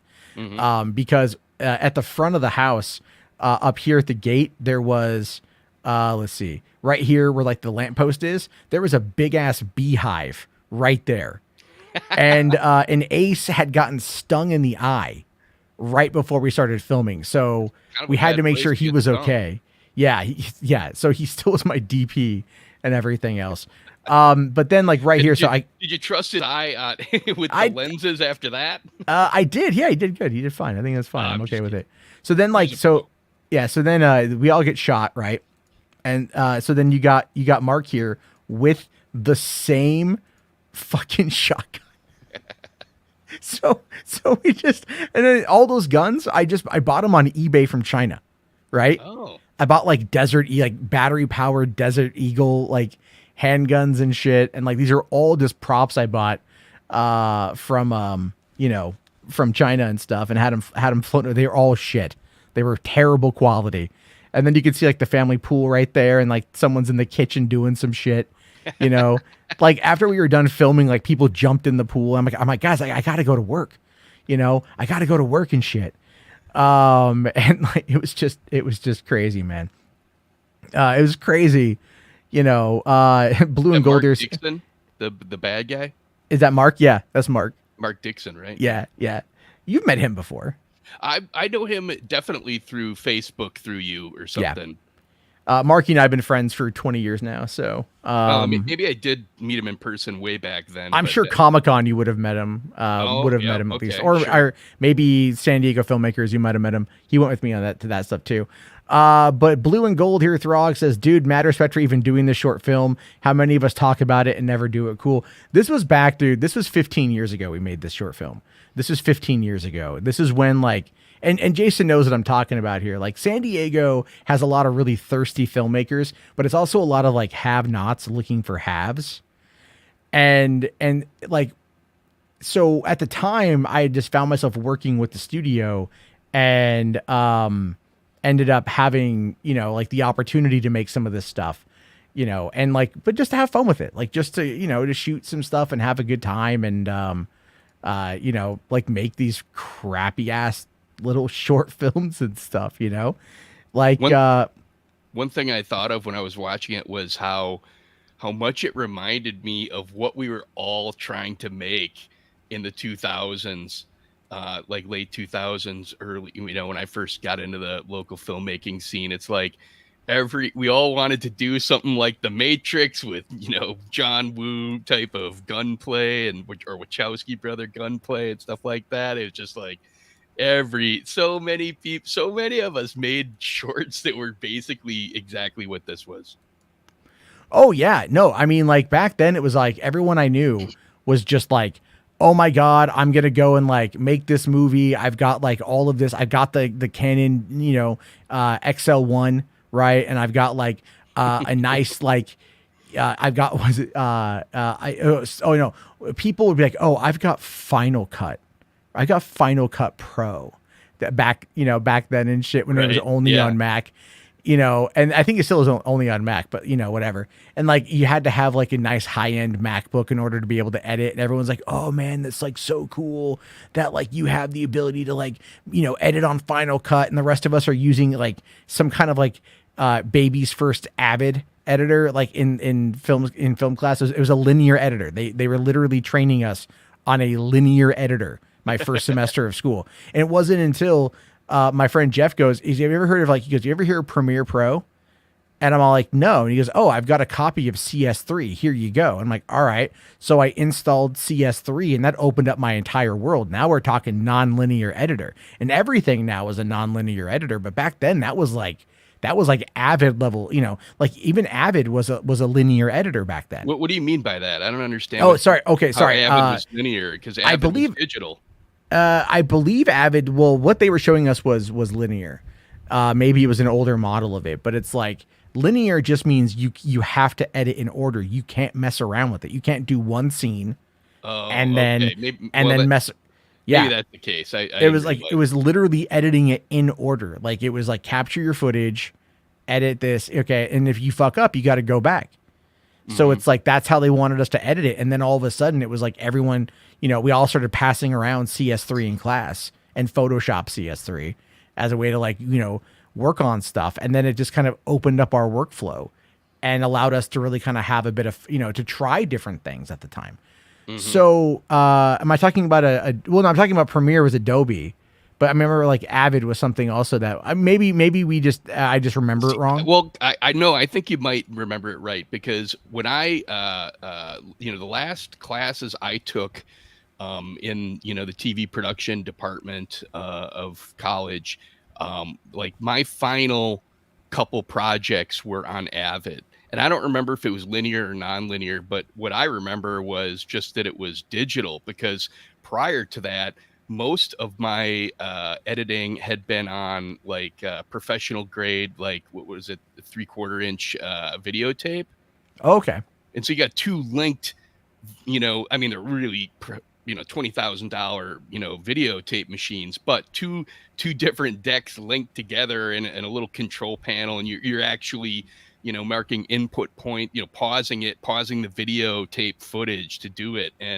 And so it was like for Avid, that was like, oh my God, thank God we can start doing this stuff digitally now. Of course, it was the same thing you had when you went from Avid to Final Cut. But that was the last real editing I did until I started my YouTube channel. So even though I'd worked on a ton of films and I'd been involved in the editing, I never actually did the editing. So I had to like start learning Adobe Premiere like in 2017 when I started my YouTube channel. It was like, oh my gosh, it took me forever to get up to speed. Oh yeah. I mean, I definitely, I use Camtasia now because I just like, it's very simple and I don't do anything like super hardcore. So I don't need I have friends that are like, oh, I swear by Sony Vegas. I'm like, I've messed with it. I'm like, I don't need this shit. Like it's too much for me. I don't need it. But quick mention from the chat, something I saw. Yeah. Bwahaha, Blue and Gold Throg mentioned a John Woo TV show called Once a Thief with Nicholas Lee from the X-Files. He was Krychek from the X-Files. Okay. That's the TV movie I thought that I had seen. And I think I recorded that actually on VHS, not Blackjack. Because I'm like Dolph Lundgren and the name Blackjack, that would have stuck out to me. So I just got mixed up between the two. I totally get it. I totally get it. Oh wow, I'm looking at my old YouTube channel right now, and I found like the first documentary I posted on YouTube was 16 years ago when I was when I was going to Grossmont. It was a documentary called The Legend of 5-5. It's terrible, man. Oh my god, all this shit's so fucking old. What is 5-5? 5-5 was a haunted place out in Lakeside, right? Okay. It's like this local haunted spot that a lot of people flock to out there. It was a party place and shit, but it had legends surrounding it and everything else. Mm-hmm. Every time I'm back out in San Diego, like I'll drive out there. You know, it's like 5.5 miles one direction and shit. But you just go out there. We used to hang out there and like when we were like younger and stuff. You know, like probably drinking. People did. I never drank because it was kind of a windy road to get out there, so I never would do that. But like other people did. We've gone out there before and like found people like having sex. And they freak out and they leave. And we're like, no. You don't need to finish on our account. Like we're not going to talk to you. Like we're not going to bug you. Just go do your thing. But you know, they freak out and stuff. It was back in the days of where like you knew the places to go where you could park and not be disturbed. Right. Every town's got those. Here, I mean, nowadays though, with all the rampant construction, you know, even in San Diego, it's like I was watching a news report. You got to really drive to find a place. Oh yeah, no. I was watching a news report this morning out of San Diego that's talking about like how there's like the housing crisis is just like there's a lot of demand, but houses just aren't really selling for, you know, people are backing out of their contracts because of the prices. I was like, yeah, I mean, I get it. But anyway, I know we're not here to talk about fucking real estate in San Diego. But there's one thing I want to talk about today. It's on the title or on the thumbnail here. Super Niets. my terrible attempt at a pun. DC League of Super Pets debuted first place, top of the pile, $23 million, $41 million worldwide, on a $90 million budget. Wow, that's bad. That is bad. Right now, look, they're going to claim top of the pile. They're going to claim all that shit. You know what I mean? They're going to claim everything they can because obviously, you know, they're going to want to market it the best way that they can and shit. But let's be real here. You've got an animated movie in theaters featuring Superman and Batman and their pets. And it stars The Rock and Kevin Hart and Keanu Reeves and John Krasinski. And it couldn't muster more than 23 fucking million. Yeah, that's probably gonna at that rate be hard to even make back its budget.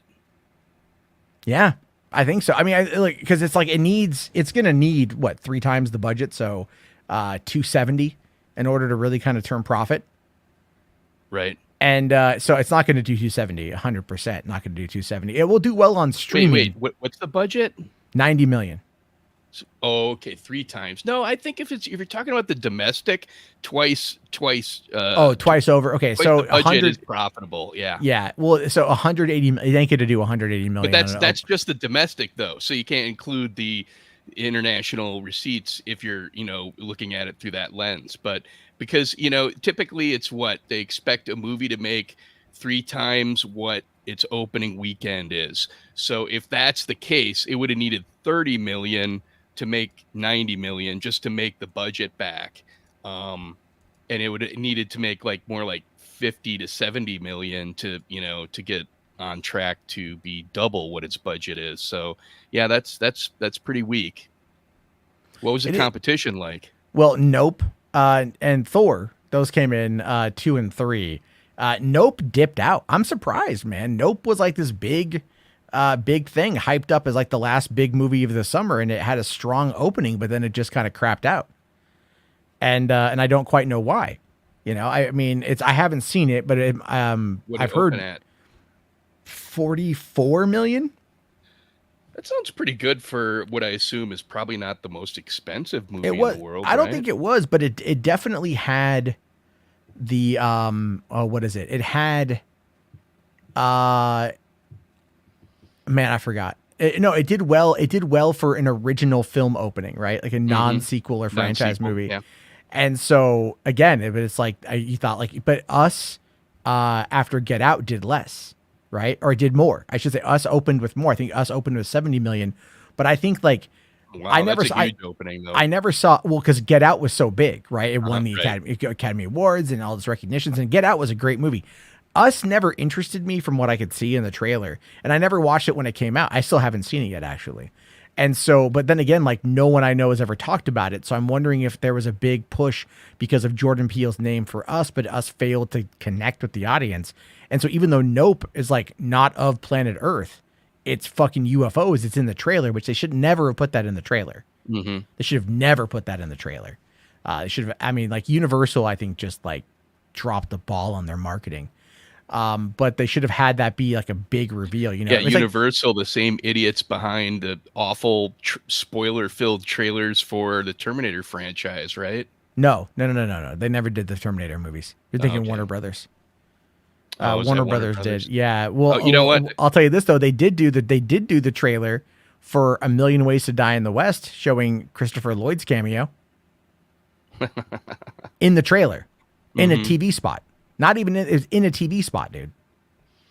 Yep, they just are whoring for any extra ticket sales they can. Oh, let's put the biggest spoiler in there because a few more people will think it must be worth going to see.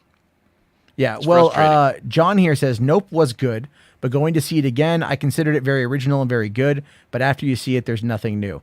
See, I get that, right? So it's like Blumhouse just had the Black Phone, Yeah, and I that was just pretty saw good. that, and I loved it. I thought it was fucking fantastic, right? Right. And so I'm like, and I'll watch the Black Phone again. I will gladly watch the Black Phone again because I enjoyed the performances a lot.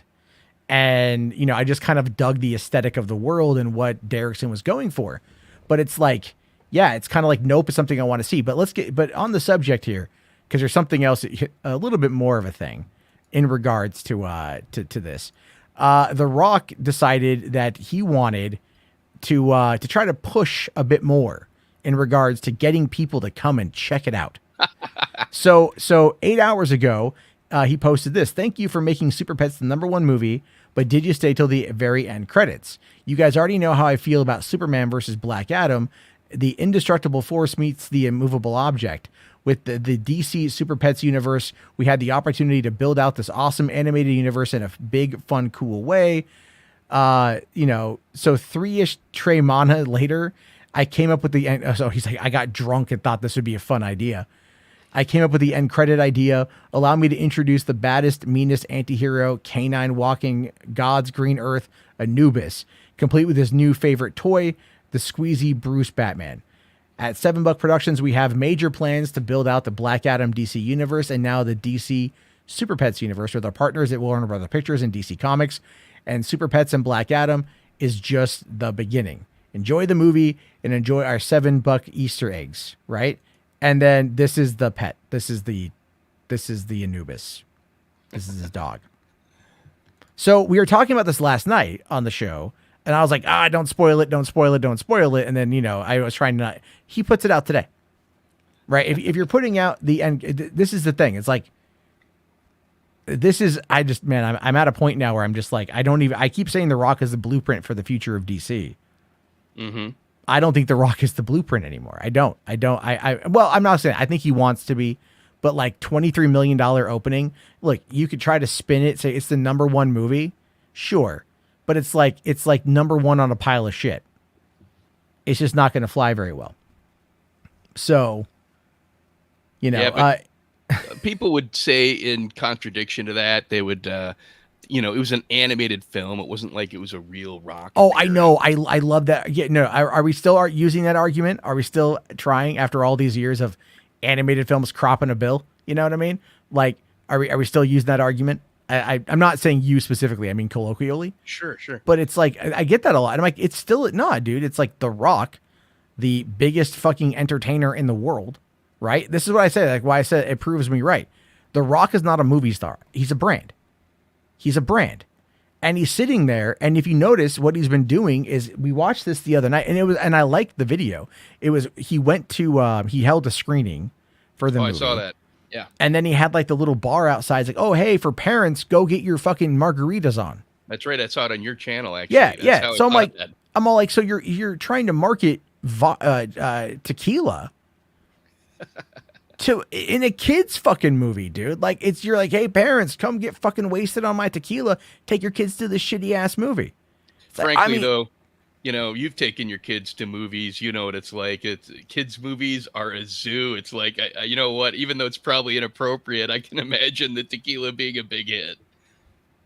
So, I mean, well, yeah, I haven't taken my kids to a movie yet because just with COVID. Well, with COVID, right? Really. Well, that's right. We were gonna trust me. I used to take my nieces all the time, and it was it was a zoo. Oh yeah. Well, I mean, thankfully where we live, it's a smaller town, so there's not a lot of that. It wouldn't be a problem. Mm-hmm. But like, you know, I was like with Sing 2, I wanted to take them to go see Sing 2 because I knew they would like it. And I knew that they would sit still. And then of course we missed it. And then Sing 2 was out like a month and a half later, and we've already watched. It's already on Netflix, by the way, but we've already watched Sing 2 like 15 times. So I've seen Sing 2 a lot. But the thing is, though, it's like, look. It's just, I think it's ridiculous for The Rock to undercut himself on that one, right? Like, I got drunk and I thought, let's add Black Adam to this movie. And it's like, no one, like, again, there's no hype for Black Adam. He said that in the tweet. It was kind of small, so I Oh, sorry. Yeah, it's literally said I got drunk. He says here, so 3-ish Tremanas later, drink, a smiley face, I came up with the end credits idea. All right. So Tremanas is tequila. Uh-huh. So he's sitting at home. He's getting smashed on his tequila. And he's just like, hey, you know, be fucking funny. Fuck it, just check this out, right? Fuck it, okay. Fuck it, end of Super Pets, right? Right? Like, fucking, what if Batman, fucking, whatever, Superman's there, and fucking Black Adam shows up, man, right? But, like, he's got a dog. He's fucking, all right, like, fuck, think about it. It's cross synergy, man, fucking, this Tremont pretty good. Like, fucking synergy, dog. We just put the dogs, and then it's me, and I talk to Crypto, and I talk to myself, and it's like this metaphor for life, man. You know, like the dichotomy of good versus evil, or fucking whatever. You like, had me up until the metaphor for life. That's that. I'm just saying, if you're 3 tequilas deep, you're going into some philosophical shit at this point, is what I think it is. You're going into some philosophical areas to have that conversation. You know, McLeod here says, The Rock is really good at expressing his ego. Gary V, ignore all negativity and criticisms, ignore the writing on the wall, with doing shit like this. I actually agreed. I agree with you, Gary. That's a very astute way to describe Gary V. Yeah, Brandon, I know you've seen Super Pets. You've mentioned it a few times, man. I'm sure it's pretty good. I'm just saying it's like it didn't connect with the kids. You know, it just didn't connect with the kids. Parents didn't take them. And you figure a bunch of parents who are like huge Superman fans would be like, I want to go see this fucking movie. Or I want to take my kids to see this fucking movie. So it's like, then the question becomes, is what's going to happen next? Who knows? Who knows what's going to happen? I got no fucking idea. I wish everyone the best. I want them to see their work do well. I want to see all this stuff do well. But I think at the end of the day, it's kind of like, you know, fucking, this stuff is just like, it's very fickle now. And, you know, does it mean that the only way to keep, you know, to keep DC flowing is to bring back the people from the previous films like Justice League and stuff? I don't know. I don't know if that's what's going to do it anymore, or if they've just run their brand into the ground and now they're giving it over to The Rock because they're like, well, at least he's got name recognition. But $23 million, not that much. The Rock is their new Kevin Feige. Yeah, well, I mean, if they give him, maybe. But if Zaslav is coming in going like, all right, well, you know, this is not good. And the Comic-Con appearance was not good because everyone was talking about Henry Cavill, right? Right. And here's the thing, is DC League of Super Pets came out the week after Hall H. So why the fuck didn't they promote DC League of Super Pets at Hall H? Oh, wow. I didn't even realize that. You know, if that's the thing, if it was the Warner Brothers theatrical shit, that was that panel for Black Adam and Shazam, they could have tacked on 15 minutes, right? Start 15 minutes earlier because it was the first panel of the day, and you bring on, DC League of Super Pets and you show a trailer or a clip from the movie and you get people talking about it. But they didn't do that. They chose to promote Black Adam, knowing goddamn well that everyone was like going, well, is Henry Cavill going to be here? Is Henry Cavill going to be here? And no, he wasn't. And then then there was like the mixed reaction from the audience when he had mentioned it. And I think it's no one's talking about that panel in regards to giving a fuck. Like no one's really going to that panel going like, man, I really want to know like what's going on with Black Adam at this point. I can't believe they didn't do anything to try and tamp down all those rumors that Cavill was going to be there. I mean, can you imagine like you're an executive and you're seeing this explode on the internet? John Campea is saying it, Grace Randolph, everybody's saying it. And you're like, oh man, I know something they don't. I know that Cavill is not coming, and they're going to be really disappointed when they get there and they don't see him. Maybe we should, I don't know, put out a press release or something to kind of, give them a better indication that it's not going to happen. Well, I think what happened with that, Jason, to be honest with you, is they saw the hype surrounding it. Mm-hmm. And I think they went like, I think they gambled. I really think they gambled. I think they went like, okay, people want Henry Cavill in this. They think he's going to be showing up. They think Superman's going to be here.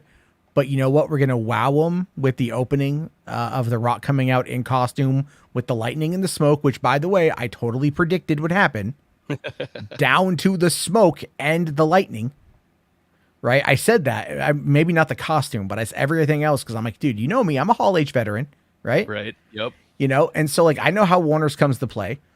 And so then like, but I thought they thought that would be big enough, and then the trailer would be big enough, and then that would be enough to deflect from the Henry Cavill stuff. Mm-hmm. But the thing is, though, is there are the fan asking the question.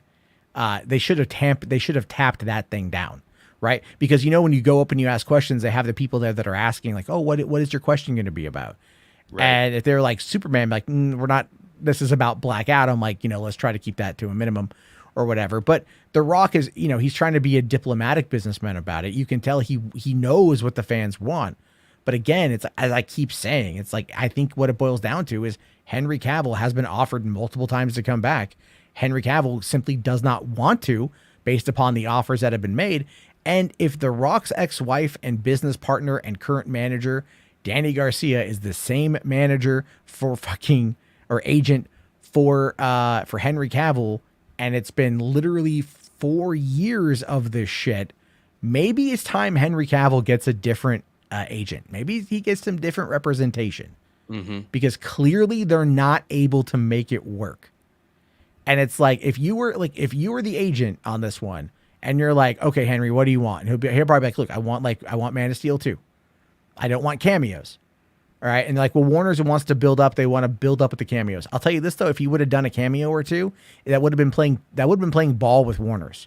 And that would have actually, because given the way Warner's operates with everybody else, if you work within the system, they will reward you. Right. If you work well with them, they will give you something you want. This is how Warner's was from, that's how fucking Cry Macho got made, for crying out loud. Mm-hmm. And so, if he would have done Zaslav that, is an idiot for his comments on that. Oh, how did they approve that? It was a $35 million movie. It's like pennies to them. Sorry. No. You're totally right. You're totally right. And again, insult to an American cinematic legend, and all the stuff he's done for that studio. Oh, when I saw what Zaslav said, I was just, I was infuriated. Well, so yeah, I agree with you. Now, H. Barts here does ask, how hard is it for Warner's to say yes, he is or he's not?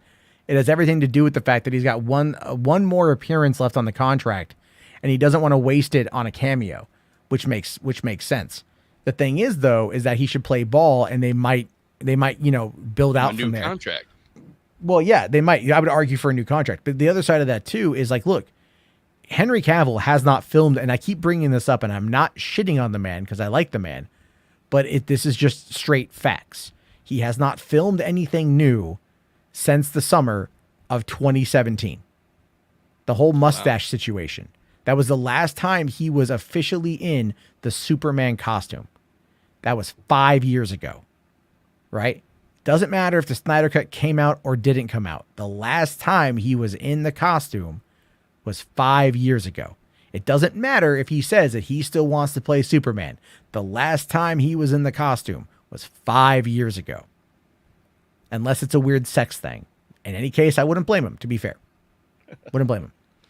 However, the reality of it is Zaslav is a cheap ass. Is an absolute cheap ass. Warner Media, I think, would have actually worked with him to greenlight something to get Man of Steel 2 off the ground had Henry wanted to play ball with them. But it would have had to have been better negotiations. Clearly, whatever The Rock and Danny Garcia have done with $7 to negotiate with Warner's and Warner Animation and New Line to be able to kind of handle Black Adam and Shazam and DC League of Super Pets, the way that they've come to the table on that has been good. You know, actually, I do think that the budgets are relatively lower. Even for Shazam, the budget's relatively lower. Mm-hmm. And they are obviously wanting to like make Black Adam the benchmark of everything. But as I keep saying, to non-DC fans, to non-hardcore DC fans, which is like the vast majority of people, no one knows who the fuck Black Adam is. Period. True. So it's like, how do you take a character who is an anti-hero? And it's not that we don't like anti-heroes. We love anti-heroes. But you make him interesting. Well, when he doesn't have an accent, and when he doesn't have the hair, and he doesn't have the ears, and he just looks like The Rock in a skin-tight suit, once again, playing the role the exact same way that Dwayne The Rock Johnson plays everything else. Mm-hmm. And again, I'm sorry here, coming in from the director of fucking Jungle Cruise, which was pretty mediocre. You know, did you watch Jungle Cruise? No. It's not terrible. It's middle of the road. It's pretty mid. I definitely check it out just because anyone, if you've been on the ride before, it'll probably be a few in jokes and stuff. So it'd be a little lark for that. But I didn't take it too seriously. Other than that. I love this. No one knew who Blade was either. That's not true. That's not true. I think that's actually, there's some legitimacy to that statement. Maybe I think it worked for the time because there wasn't a litany of superhero movies that were connected. All right, you got to go back to 98. What did we have in the mix of that time period? We had Batman and Batman and Robin was 97, I think. Batman and Robin was 97. Blade was 98. Batman and Robin was not a good movie. No. Batman Forever was, and I stand by that, by the way. I love Batman Forever. But the 90s were dominated by Batman, not even a Superman movie. And again, like I've talked about, Superman does not fucking track anymore. He doesn't track. He doesn't. Superman as a whole, as a character, people are going to love Superman. Fine. But Superman does not resonate with general audiences. I just don't think so. I don't think so. The reason why it worked with Man of Steel is because I think it was a non-Superman Superman movie. That's how I think the best way to talk about it with normies and shit. But people like, but Superman wouldn't destroy a fucking semi-truck.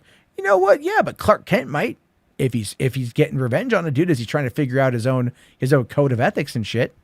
You know, like there's elements there that were great in regards to how they formulated the character.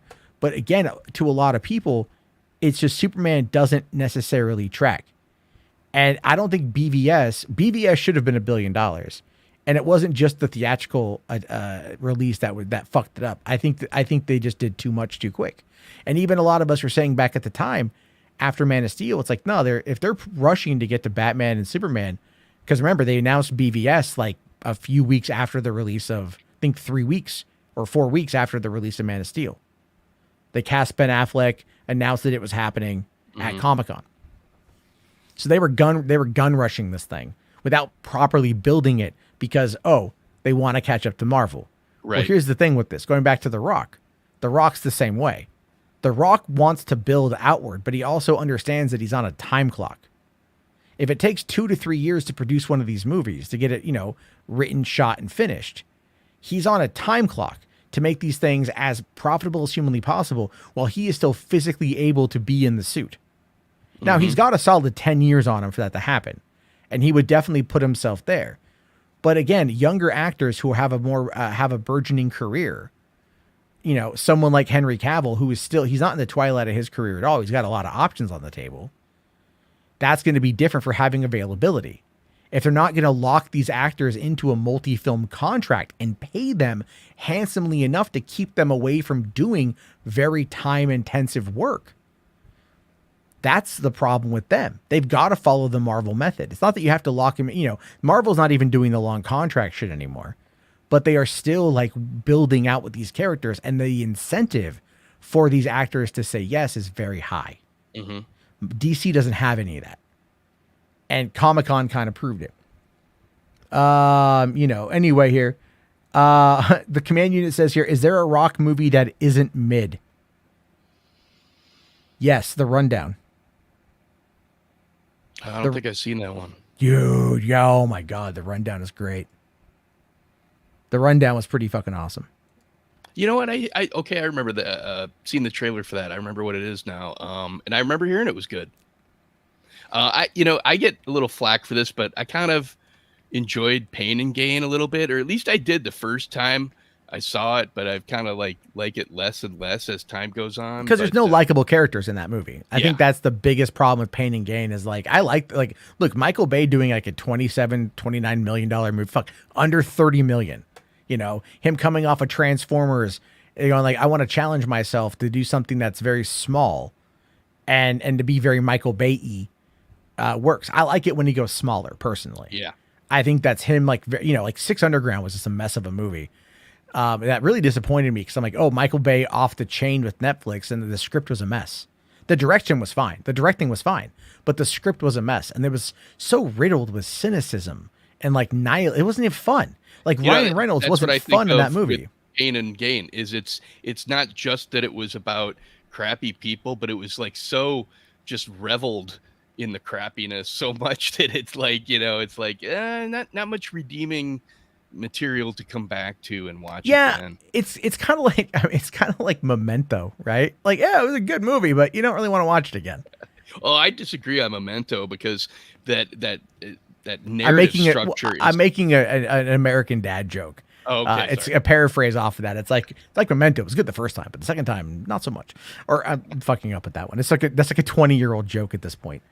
Benson here for £5 says, thank you, buddy. As more people realize religion is fake, the Jesus element of Superman is over. Zaslav will sell DC to Netflix.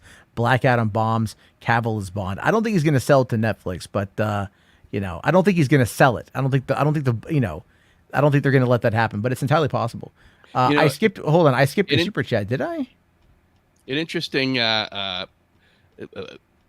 amendment to that what Benson said there is the interesting fact that Superman was created by two Jewish comic book creators, and really the original biblical model of Superman wasn't Jesus, but like Abraham, I think it was the guy that Moses, the guy that put his son in a basket and into the river, and because like to carry him to a better life or something like that, and then he ends up getting taken in by people, which is the whole Kal-El coming from Krypton and getting taken in by the Kents or whatever. So just people always forget that because the Christian iconography of the character is kind of become so strongly identified, especially in the movies. Obviously they really play that up. Zack Snyder really played that up. So well, and I think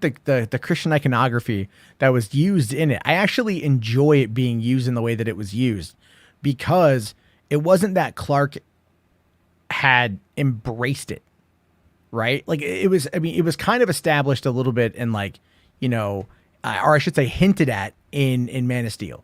But then in BVS, when it shows him traveling the world and everyone's kind of revering him like a Christ-like deity, the savior. And you can tell that he's kind of like really uncertain with it, right? And there was there's a great scene. It's probably my favorite scene in BVS that was cut out of the theatrical, but it was in the Ultimate, was when he's just he calls his mom and he's like, fuck mom. It's just, or he just talks to his mom and she's like, you don't owe him anything. Like, fuck these people. Like, you don't owe him shit. Right? Like, do what you got to do. But it's like, don't think you owe them anything. They're you hate that? See, I disagree. hate it. I'm like, oh God, who wrote the script? Ayn Rand? Well, Well, he is a bit of a fan of Ayn Rand. But no, she's right. As a mother talking to her son, she's right. And I think that's what people tend to forget. There are two people at play. There's Clark and there's Soups, right? There's two elements here. There's two sides to who he is. Mm-hmm. Now, he wants to do the right thing, obviously, and he will do the right thing. But you also have a person who is dealing with the pressure that the world is putting on him because they don't understand him. And he's got no way of really kind of like leveling the playing field. You know, again, if you watch the Ultimate Edition, they kind of further extrapolate upon that, whereas it was really cut out of the theatrical. But that was the whole premise of his character arc that was in BVS, was very much like like his mom's just going like, look, even his dad's like, I'm going to protect you as my son. Like, maybe you shouldn't have saved those people because it could have put you at risk, and you have to make those choices. You know what I mean? Like, and then he said, everyone's like, oh, I hate when he fucking died to the movie. Kevin Costner, like, oh, I hate when he sacrificed himself to the fucking tornado. It's all like, yeah, he did it to protect his kid. And it's like, the weirdness of people who argue, it's like, you not understand like what the fuck he was trying to do. And even like Ma Kent in BVS was doing the exact same thing. It's just like, fuck him. Like, do what you can, but like, don't think you owe anybody anything. Like, look after yourself first. And it's, again, that's like that's not a bad mindset to have, but we put this idea of perfection on him. We put this idea of like the Boy Scout of fuck it, not even a Boy Scout. It's an Eagle Scout mentality. Like he can't be fallible in any way. He has to be this perfect creature that has to be like put on a pedestal and idolized and effigized around, it's not even a fucking word, but like around the world and shit. But it's like, just focus on the deconstruction of the character himself. And I think audiences do respond to that. I do. I think audiences will respond to that, but they'll never go back to it again. Right? They'll never go back down the route of Cavill, of the way Snyder did the character. They'll never deconstruct them the way that they did, because they'll look at everything and they'll go, fucked up. That's not going to work. But then they'll go, well, remember Superman Returns? We did that, right? Remember that was definitely like Christopher Reeving it up.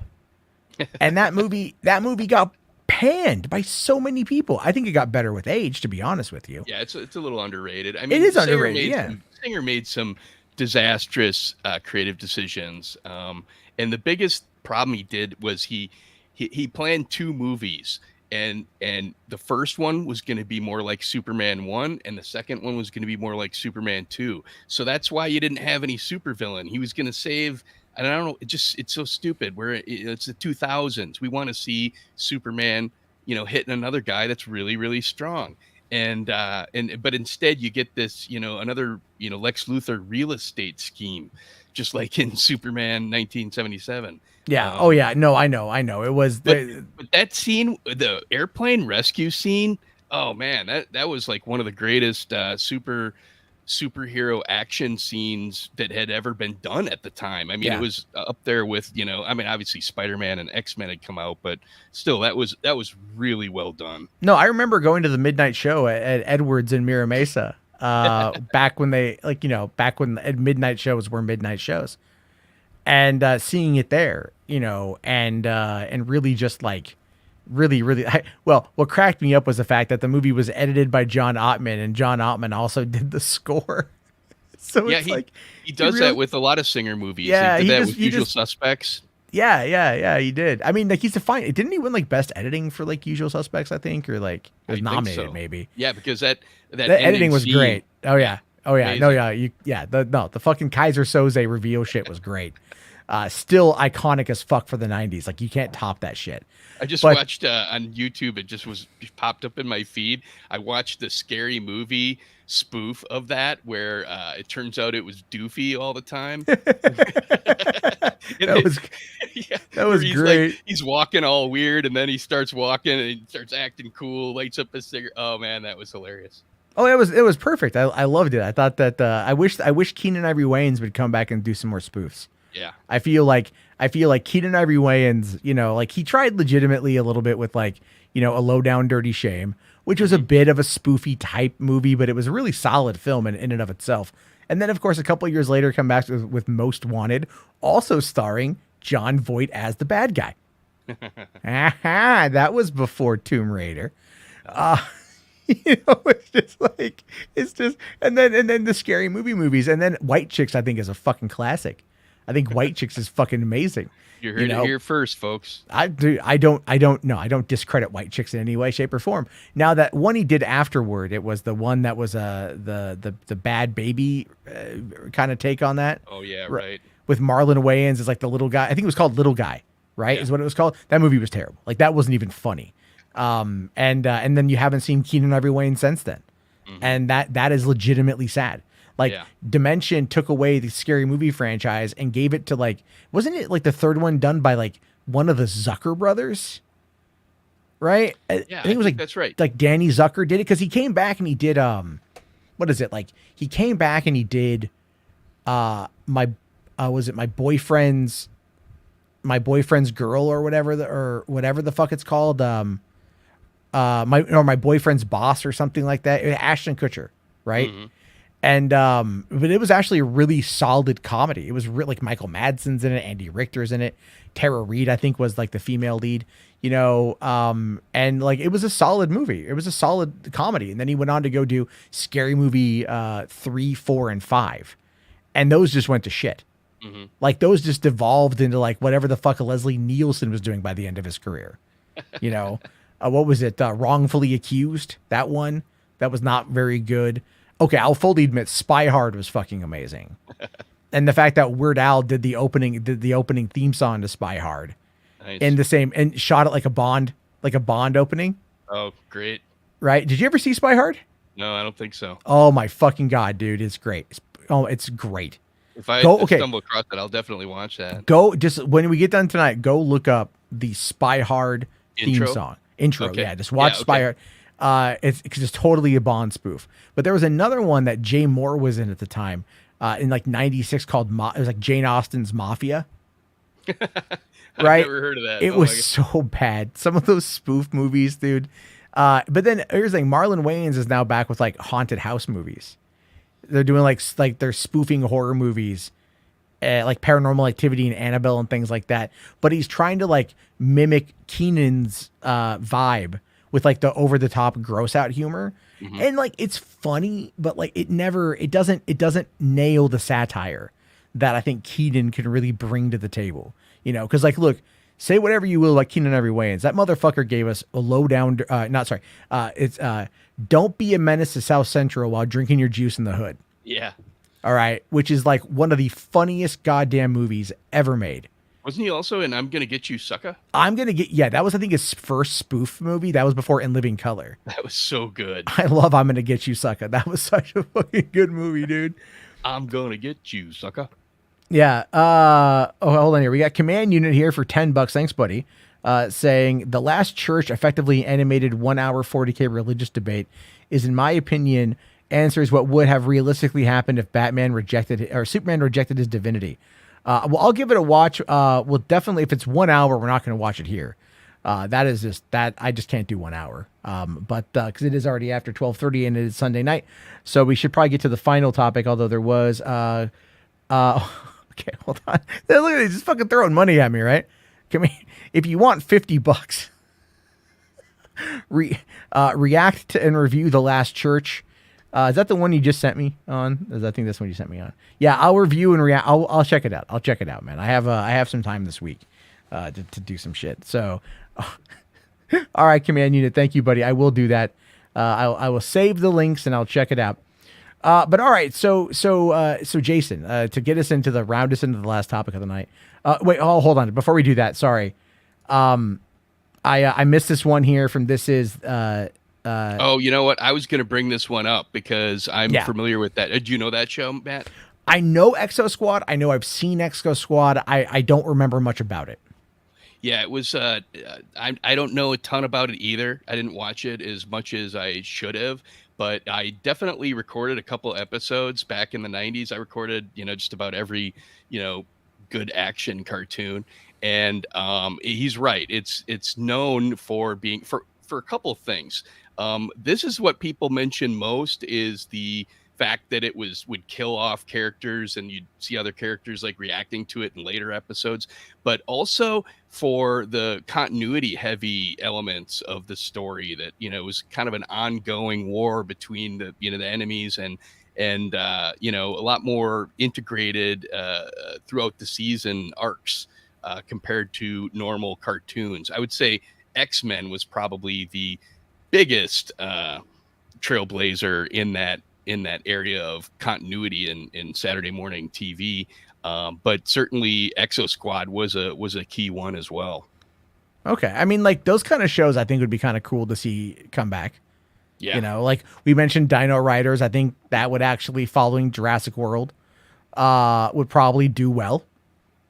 You know, I think there's probably like a fair amount of things you could bring back from the 80s and 90s that were more on like the, you know, Battletoads. Just saying. That shit would be a lot of fun. One of the issues though, essentially is like, you know, but is there a market for this? You've got all these adults now that are like in their, you know, these 80s, 90s kids that are edging up, you know, the Gen Xers are edging up over 50, you know, they're hitting the 50 mark.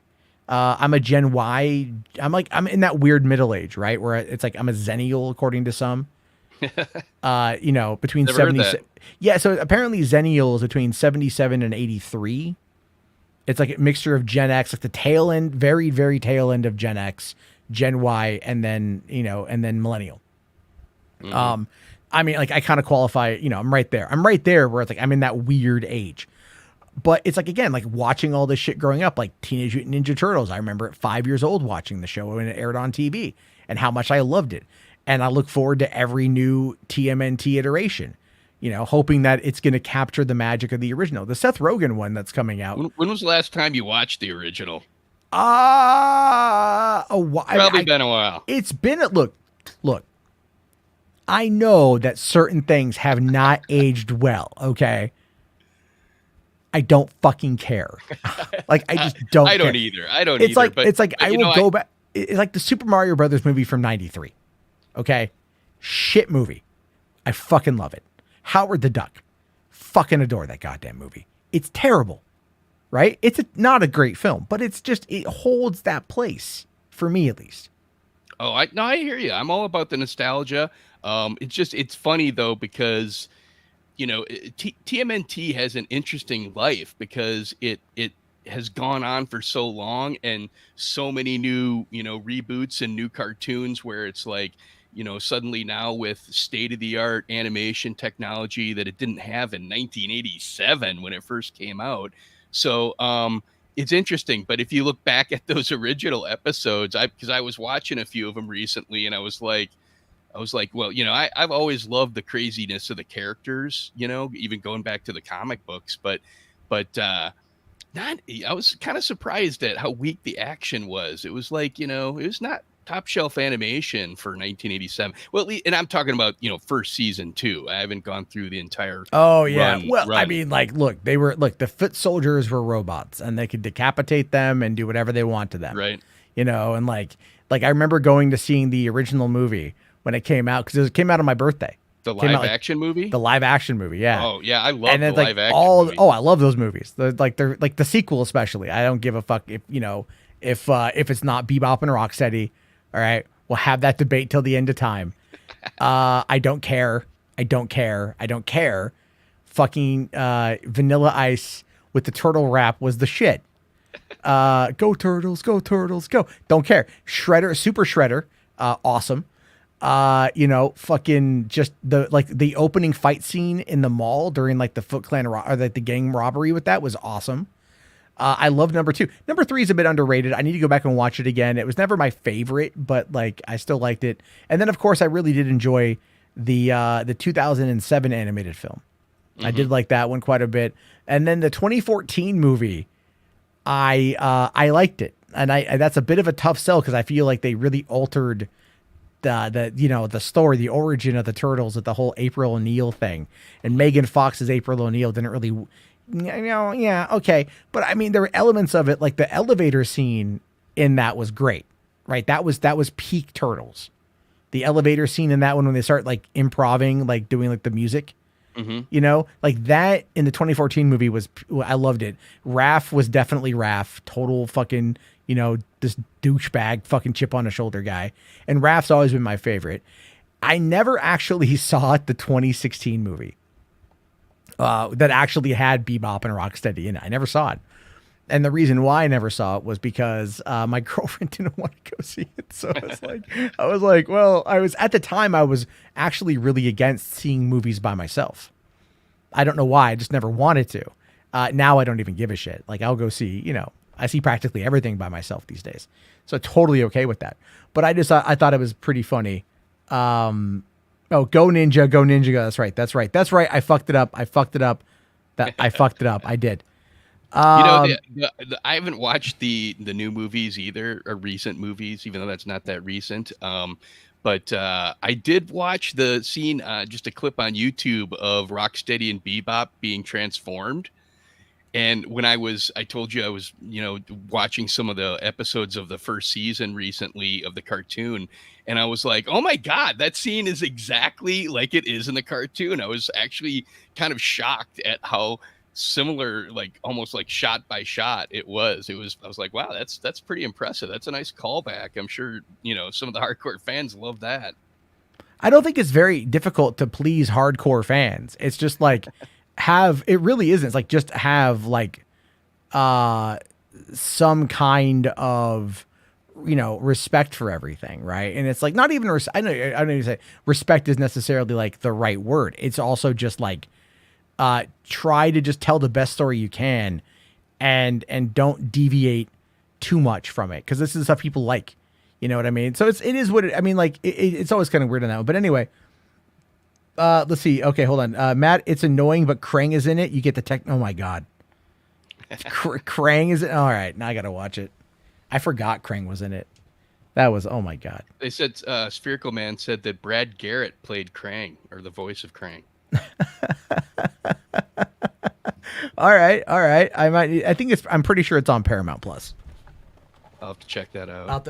Well, the next thing I'm watching on Paramount Plus is the new Beavis and Butthead. That's going to be pretty good. Well, that's going to be streaming here pretty soon. Did you watch Beavis and Butthead Do the Universe? No. It's funny. Isn't that the name of the new one? That's the name of the movie. They're doing a show too. Oh, okay. They did the movie as like a way to reintroduce the characters and bring them into 2022, which they do very stupidly, but it's really funny. And it's really stupid. And I had a smile on my face. I got a call from a buddy of mine who lives like 30 minutes north. All right. And he hits me up and he was on vacation for his son's birthday, which they were not far from my place and everything. And he calls me to say, hey, and he just goes like, you watch Beavis and Butthead yet? I'm like, oh, of course, dude. He's like, oh man, I've already watched it like 3 times. It's so fucking funny. He's like, I can't. He's like, it's so good. It's so bad. It's so good. He must have watched it back in the day then. I did not buy Paramount, but I have access to Paramount, kind of. So Enough said on that. Pay attention to the early part of the stream. Okay. A lot of people, or at least multiple people, are talking about Alf being owned by Shout Factory and streaming on Peacock. Well, Alf is one that I'd have to. I don't know if Alf aged very well. I love Alf, but I don't know if Alf aged very well. Yeah, it probably didn't. I do remember though going when I was a kid, going to an outlet mall on the Oregon coast and finding a bunch of Alf like little comic books, right? They were I remember that comic book. These are mostly comic strips. I think it was mostly comic strips, but there was a bunch of them and they were pretty funny. I think Marvel actually published an Alf comic book in the 80s. Oh, nice. I still think one of the best Alf jokes is from the episode of The Simpsons where Bart sells his soul. Mm-hmm. And he ends up going to Milhouse, and Milhouse is like, oh, I traded your soul for these neat Alf Pogs. Yeah.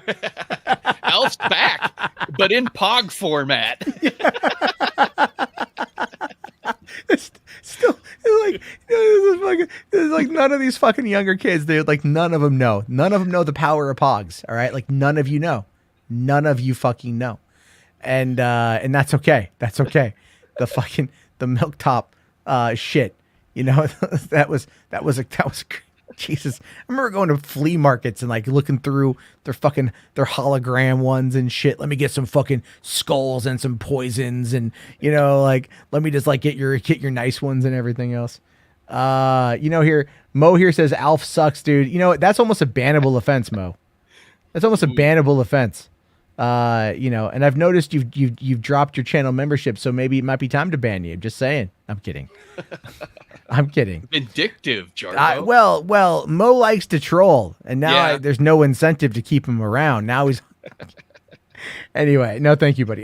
Command you here for $5, man. It says TMNT 2003 show, the one the 2007 movie's a part of, is really good. It's made by the original comic creators, and it's the closest to the source material. Really?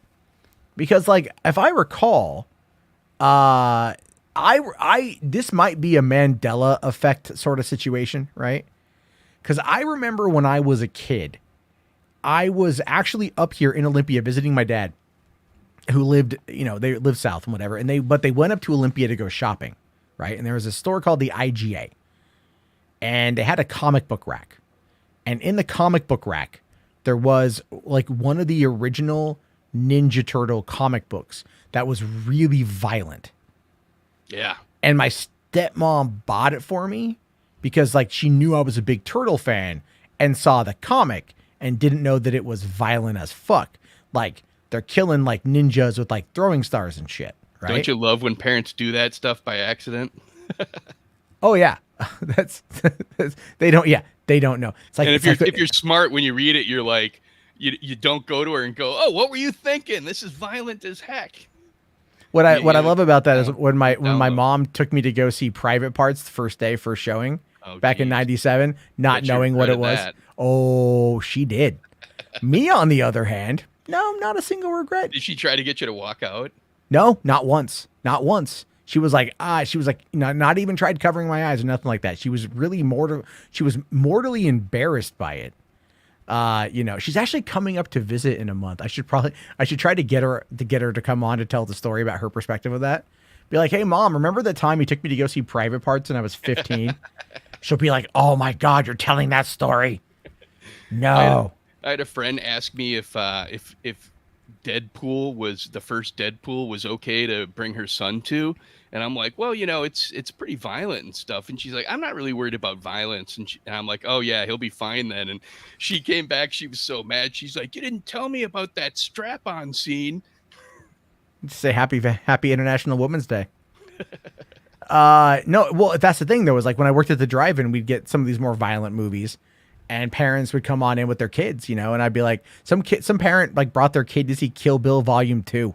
Right. Oh, God. And I'm like, and the kid was like 8, and I'm like, it was playing with Hellboy at the time. And I thought that was a really interesting combination. I'm just saying.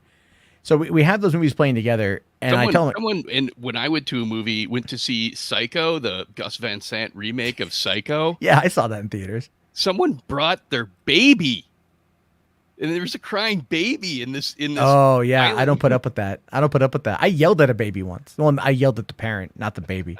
The baby's not the baby's fault. We were watching Finding Nemo. Okay, Finding Nemo, 2003, first day, first show. Packed theater over at Westwood, at Parkway Plaza, right? And so we're at Parkway, we're watching the movie, and like halfway through, this baby just starts crying, right? And this theater was fucking full, right? Full of kids, full of parents. 3 of us were there. I was 21, I think at the time. I just turned 21. Bit of an impetuous youth, if you will. And this baby's crying for like 5 minutes, and the parent makes no attempt to get up to leave. Right now, I understand babies are gonna fuss. I understand. Babies are gonna do what they're gonna do. But after like about a minute or less than that, if your kid isn't shushing down, you get up and you walk that kid the fuck out. Right. That's just, it's common courtesy. Parent didn't do it, and I could hear people getting really angry because Finding Nemo is a really good fucking movie. So I kind of like, again, I'm in this crowd of a few hundred people, and I just yell out, will you shut that fucking kid up? Oh my God. Right? And then like, I just blurted out, and I kind of like sunk down in my seat a little bit, like no one can see that it's me. And then, and then like I see the parent like get up and like walk out with the kid, and I'm all like, that's fucking right. Like, and I don't feel bad. Okay. I paid good money. Everyone paid good money to be there.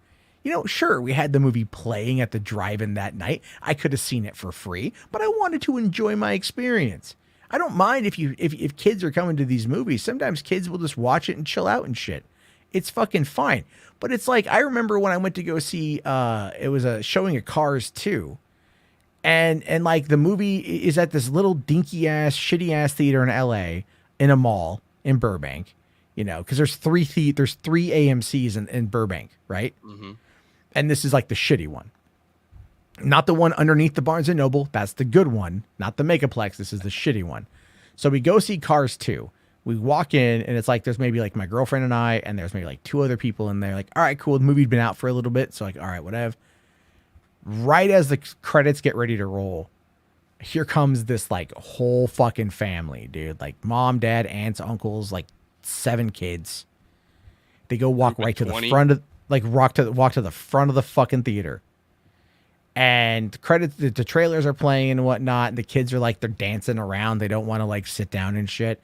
And all of a sudden, like the parent pulls out a camera and just starts like flash photographing these kids, like dancing in the aisle.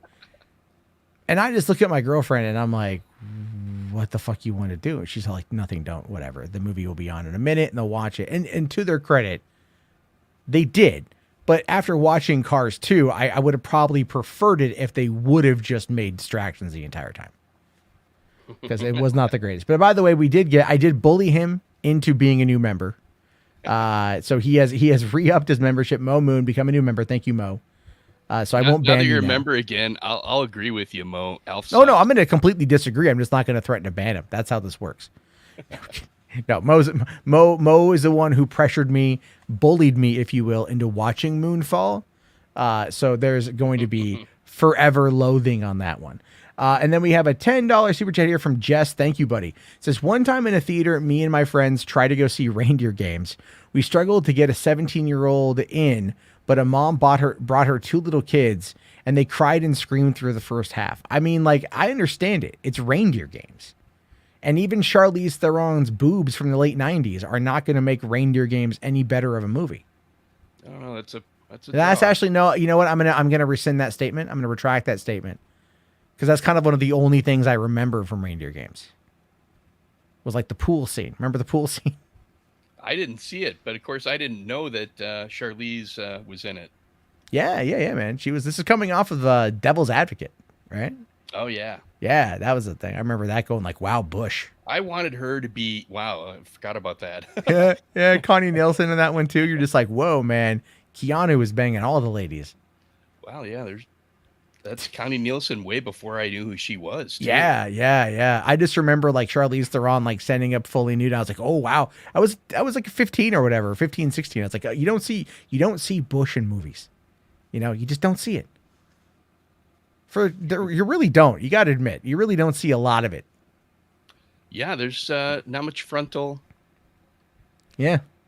But I always wanted her to play the Invisible Woman, but they never got a Fantastic Four movie off the ground quick enough. Well, I guess she could have been in the Alba movies or whatever, but now they would never cast her because she's too old by Hollywood standards. Oh, by Connie Nielsen?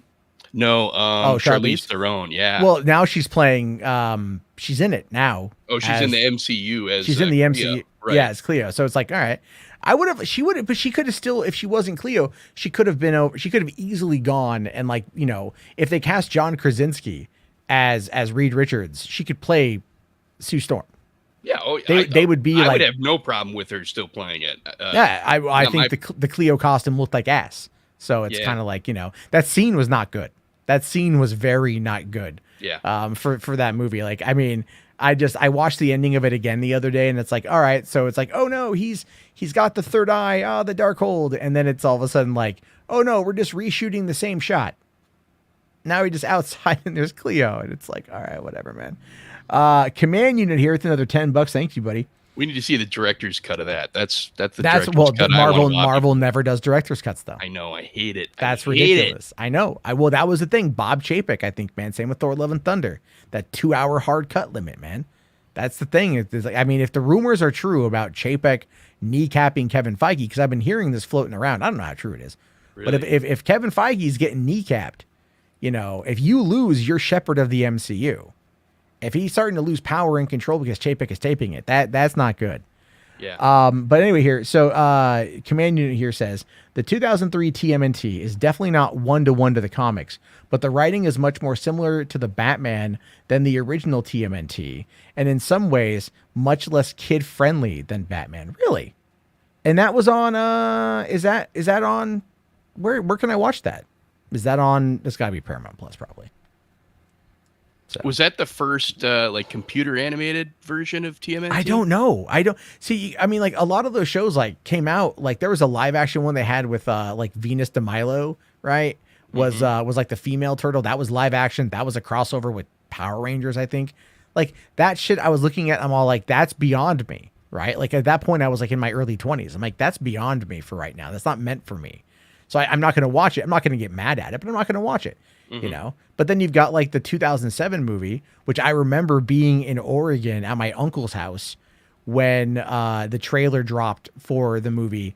And I was like, hold on, let me rush. I rushed to the computer to go and watch the trailer. I had like a family gathering, right? Like a family reunion. My grandmother's like, what are you doing? I'm all like, watching Turtles. She's like, you're 24. I'm all like, and? She's like, yeah, all right. You know, like, whatever, man. She fucking watched 13th Warrior with me. She can't say shit. I did look it up, and it's not the first computer animated one, but the character designs look really good. Nice. Okay. We'll have to, check it out. Oh, let's see. Fandom NSLs here says, just watched Usual Suspects for the first time last week. I wish I could watch it ending for the first time again. Mind blown. Yeah, dude. Yeah. So good. Good. I watched that movie. My aunt had a black box. What's Fucking piracy was all the rage in the late 90s. Let's be fair. All right. My aunt had a black box, so she got all the pay-per-view for free. And all the Skinamax too, because that was my uncle. That's how I got Skinamax as a kid, right? As a young lad. He would my aunt would record me pay-per-view movies. I'd be like, hey, can you record me this movie? I'd give her a tape. She's like, no problem. So she's getting ready to go to bed. So she would just put the tape in, hit record, go to bed, right? And then in the morning, the tape would have filled 6 hours. It would rewind and it's all good. I could watch it. So what happens though, is my uncle would get up in the middle of the night and he would turn it to the Spice Channel or the Playboy Channel. And so I'm sitting in my living room and I'm watching Don't Be a Menace to South Central in my living room. And all of a sudden, like because he had recorded it. Like I watched it once and then it had replayed. I'm like, I'll just watch it again. Because again, like I've said, I love Don't Be a Menace. And I'm watching it again and then it cuts through and all of a sudden it's like the Playboy Channel and it's like a solid couple hours of the Playboy Channel, you know, and there's like Julie Strain and a few other models there. This is TMNT, you know. Yeah. There you go. It's like way old shit, right? But I'm just saying, sorry, going back to the Usual Suspects there. I'm off topic. My aunt had recorded me the movie on pay-per-view. So I watched it on my little 13-inch TV. That's how I watched the Usual Suspects for the first time. So that's one. And they'll never re-release it in theaters. They just won't. The accusations against Bryan Singer and Kevin Spacey, they're not gonna re-release it in theaters. Double whammy. Yeah, you're not going to do it, which is unfortunate because it's like Kevin Pollak and Gabriel Byrne and fucking Stephen Baldwin and Benicio del Toro, you know, and do you remember who wrote it? No, I don't. Another guy we've been talking about tonight, Mission Impossible director Christopher McQuarrie. No shit, McQuarrie wrote. Wow, man, that's fucking nuts, dude. I think they won an Oscar for that. That's crazy. Yeah, I just remember. Oh, and then real quick here, McLeod just became a new member, joining in at the Prime membership. That's the $5 a month. That's fucking awesome. Thank you, McLeod. Really appreciate that, there, buddy. And it's like there's a lot of there we go. Oh yeah, there we go. Julie Strain was married to Kevin Eastman. So there's your TMNT through line. That is true. And I always kind of laughed my ass off because okay, so this is TMI. I'll fully admit, but like. Back when those tapes were part of my repertoire, we can all basically figure out what a teenage boy is going to do. Okay. So one year at Comic-Con, Julie Strain was there. I think she was promoting Heavy Metal 2000. And another couple of the girls that were from Playboy TV were also there. And so, like, Comic-Con used to swing. They used to. Oh yeah, I remember meeting one of the a Playboy model who was from El Cajon. Went to Granite Hills High School, like my first year. Anyway, World. it's small. Yeah, San Diego, such a small place. It really is. Jason knows. He knows. He'll back me up here.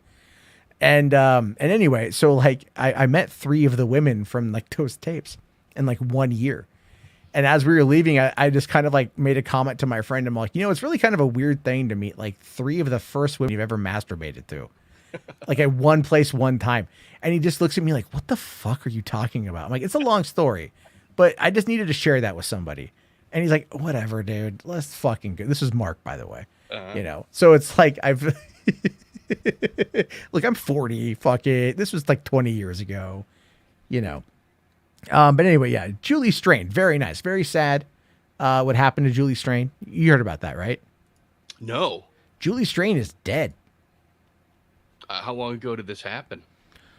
Oh, Julie Strain, the last year. Oh, that recently. Wow. No, I didn't know she that. passed away in 2021. Yeah.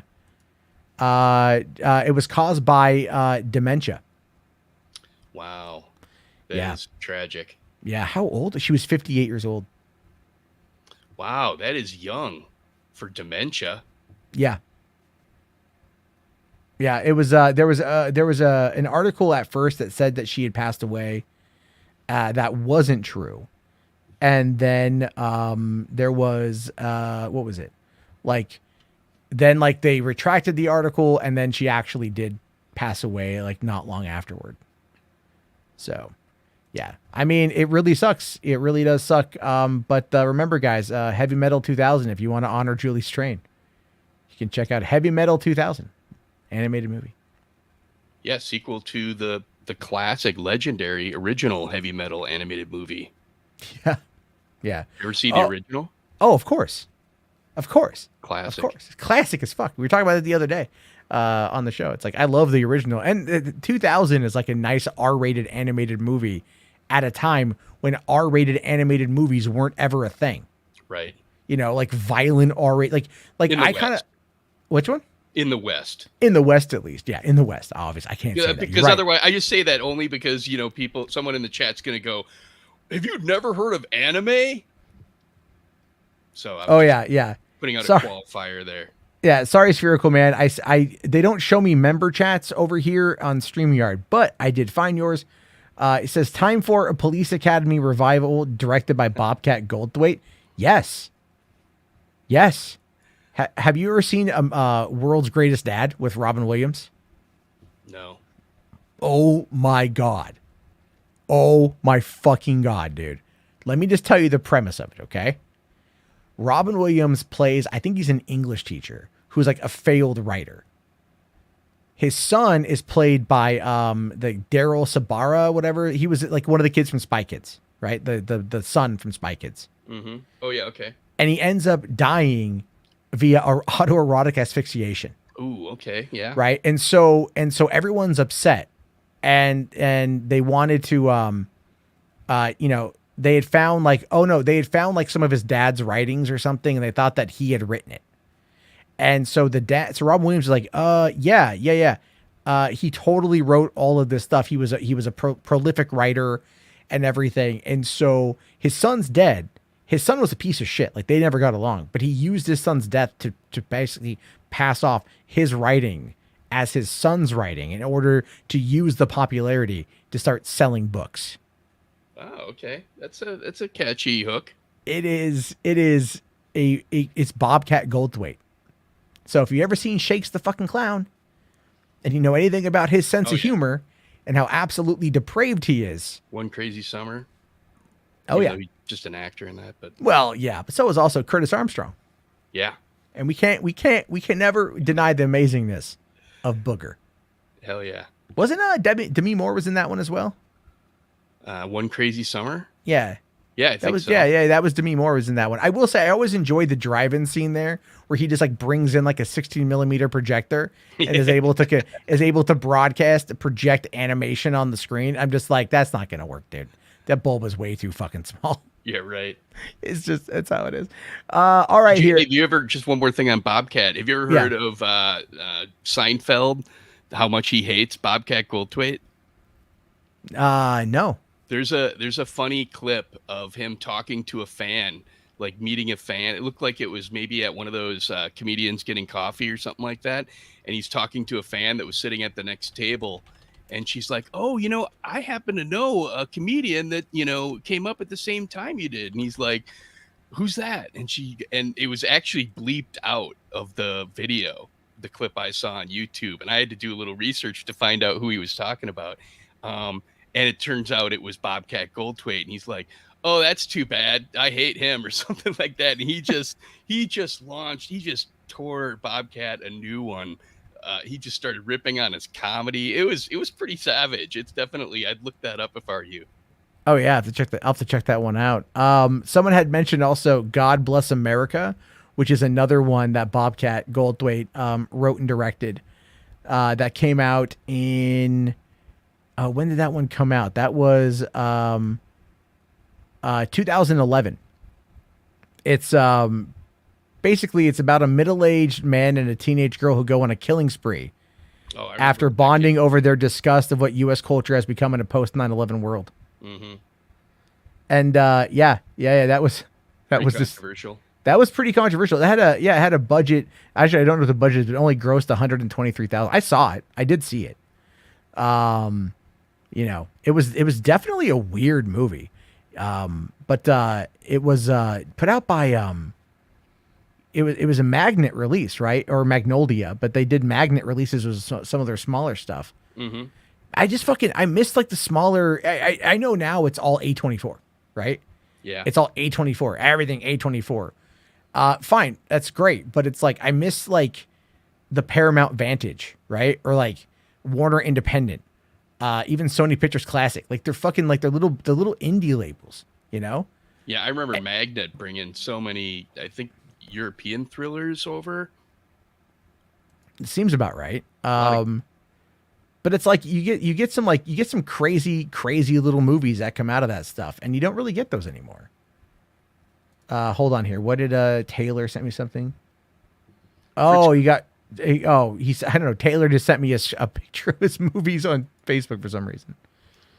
Fritz Crawford says Bobcat effed with Seinfeld, and Seinfeld made sure he was done. Maybe. Ouch. Maybe. I mean, Seinfeld, he yields the power.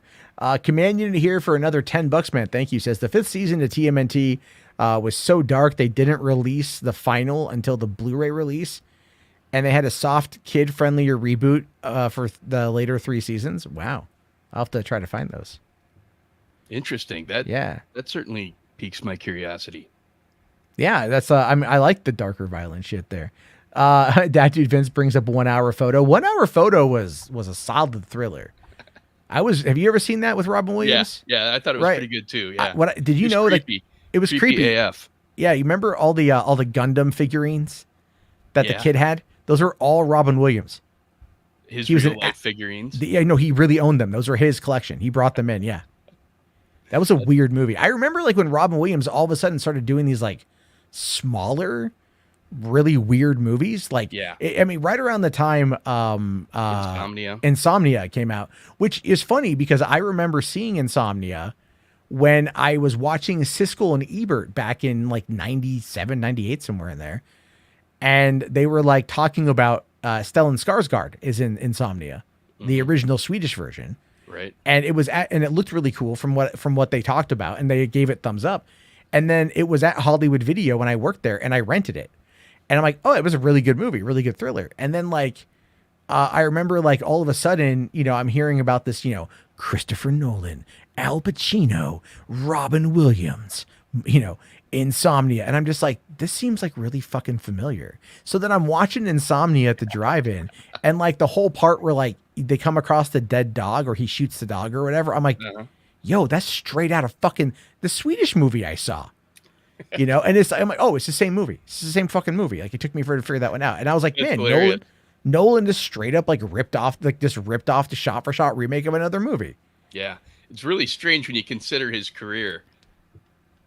I mean, Yeah, it really is. he develops his own material almost exclusively outside of that movie, or actually exclusively, not even almost exclusively. Oh, I didn't see that. Apparently he's got, oh, there it is. Heavy Metal 2000 on DVD is what Taylor was showing me. Okay. Oh, okay. I didn't see it. I cause it's like, it's light blue on monochromatic, gray. So it's definitely a thing. All right. Let's see here. So where are we at? There's a lot of conversation's gone all over the place. We went on for 3 hours. I'm running out of steam. I'd have to get to bed here pretty soon. But we do want to talk about the X-Men 97, because that's why you wanted to come on tonight. Right. But of course, we've been having fun catching up and talking about, you know, all sorts of crazy shit. Oh, definitely. So fill me in on what this is right here. You were at Comic-Con.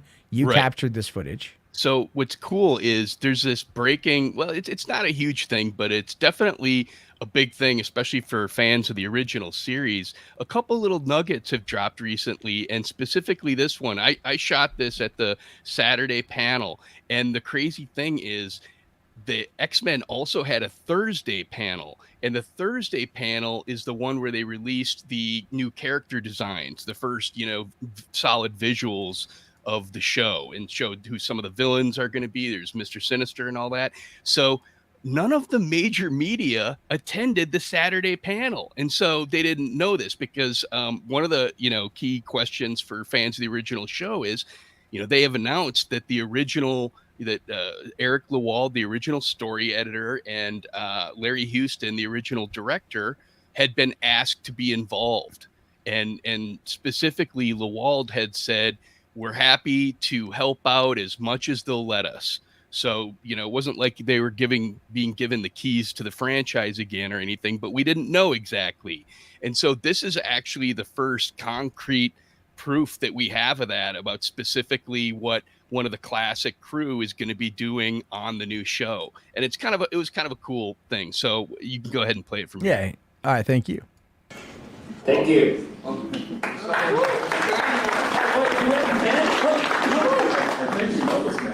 Hey, what's up, King? Can I ask one X-Men 97 question? Okay, you can ask an X-Men 97 question. Oh, that guy works on the show. Right. He's the executive producer. Oh, okay. So we talked last week. Yeah. So I'm going to ask you the question I asked you last week, because I just got permission to ask you. I need someone to direct the main title. Oh, will you do it? Yes, I will.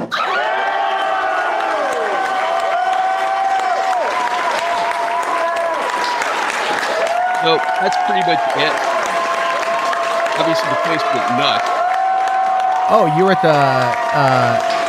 were at the library. Yeah, that was the Okay. Neil Marshall Auditorium. It's the first time I'd ever been to a panel there. I went there. I saw John Campea there Really? back in 2019. That's how I recognized it. I was like, oh yeah. I walked all the way up there. Yeah. Oh man, I wouldn't even get into what I had to do to get there. Yeah. But Oh no. Yeah. I trust me. I know, man. I know. So okay. So the Larry Easton, that's his name. Larry Houston. Houston. Sorry. So he directed a lot of the episodes. Yeah, most of the episodes. He was the main director, and he also was the art director of the show. So if you ever wondered why the characters look so much like their comic designs, I mean, they're basically comic perfect. That's because of Larry Houston. And one time I've been able to talk to him and interview him a couple of times. And one time I was talking to him, and I'm like, I was like really surprised, because I'm like, by the end of the show, some of the character designs that they had used were so complex and intricate. I'm like, God, wasn't that a hassle to animate? I mean, why didn't you simplify it a little bit? I mean, and I'm coming from a position of, I usually want it as exact as I can get it, but I know how hard it is, for the animation. And, up until the third season, they didn't really have the best budget for animation. And he goes, because that's the way it was in the comics. So, I mean, he was, his career goes back to Marvel Productions. Spider-Man and His Amazing Friends was one of his first jobs. Okay. He was the first black storyboard artist in, American cartoons. And so coming from Marvel, he really knew the characters inside and out. And so especially he's one of the probably most important person as far as the visual excellence of the show. And we're talking about the opening credit sequence. A lot of people always focus on the theme, but the visuals in that opening credit sequence are equally as iconic, with the name floating through and introducing each character and everything. It was just also has become a really big part of the show. So to find out that the original director of the original intro is going to be directing the new intro for X-Men 97, that was definitely a big thing for the fans to hear, as you could see from the crowd reaction.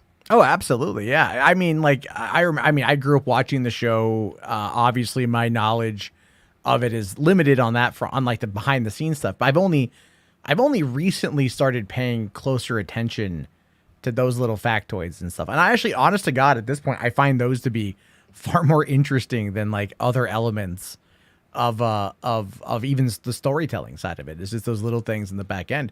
So now also, well, let me add one thing to that, because it's kind of like a little bit of bad news, because to me, now I don't know, this is a little bit more just my speculation, but it strikes me that kind of indicates that the original crew is not that heavily involved, that maybe they're consultants or something like that. So that's a little bit of a bummer, but again, I don't know. I mean, it's part of how I came to that conclusion was the fact that it was the way they staged it. Sounds like Larry hasn't really been on the inside of the office, during the production meetings, because clearly they're at least into animating the first episodes by now. So it kind of leads me to believe that he probably won't be too involved. I mean, I'd really like to see him actually directing episodes, but he is retired, so it's not like we were expecting, them to turn over the show to him. So who knows? We'll see when they start making official announcements, or we see, official credits on IMDb or whatever. But and there's only 8 episodes, so that's probably all he's going to be doing on it. So that's a little bit maybe of a bummer. But only 8 episodes? Wow. I believe the first season is only 8 episodes, but they've already greenlit a second season, allegedly. Oh, okay. That makes sense. I mean, like they're kind of even like Spider-Man freshman year is like that too, where they've already got the second season, and like they're already probably like in somewhat of production on that to some extent. Oh, I'm sure they have to be. Which leads into the next final little breaking news. Is when is it going to be coming out? Now we've been told 2023. Now I don't know if I had this. If I thought of this because just out of wishful thinking, but I was assuming it was like, Q2, Q3, 2023. Yeah. So again, maybe that was wishful thinking, but do you have that other picture I sent you? Let me, I thought I know I downloaded it. Hold on. So while you're looking for that, the guy that came up to the microphone is Bo DeMaio, and he's the executive producer of X-Men 97. And he recently tweeted out kind of a little bit of a hint about when it's actually going to come out. Oh, okay. There we go. Yeah, there it is. Okay. So this is actually retweeted by X-Men the Animated Series, Eric and Julia Lewald. Julia was a writer on the show in the first and second season. And here we see Bo says that if you're a classic fan and you watch one episode of the original series per week, that'll carry you up until the premiere. And I think there's 76 episodes, so that would means it's 76 weeks away. That would be, I just looked it up a few days ago, or last week perhaps, and it said that would be like around January 11th, 2024. So, he might have just been saying that's roughly when it is. So it still might come out in 2023. But if so, it sounds like it would be at the end of 2023. Yeah. Yeah. And I mean, and that's that's kind of what I think we talked about this the other day too. And I was like, Christmas would maybe be something, but I also think they don't want to reintroduce the X-Men until they're closer to reintroducing them into the MCU. Well, what do you think about this story that says that MCU can't use them until 2025? Do you think that's real? That's bullshit. No, they fucking own them. They can do what they want with them. They've owned them since 2018.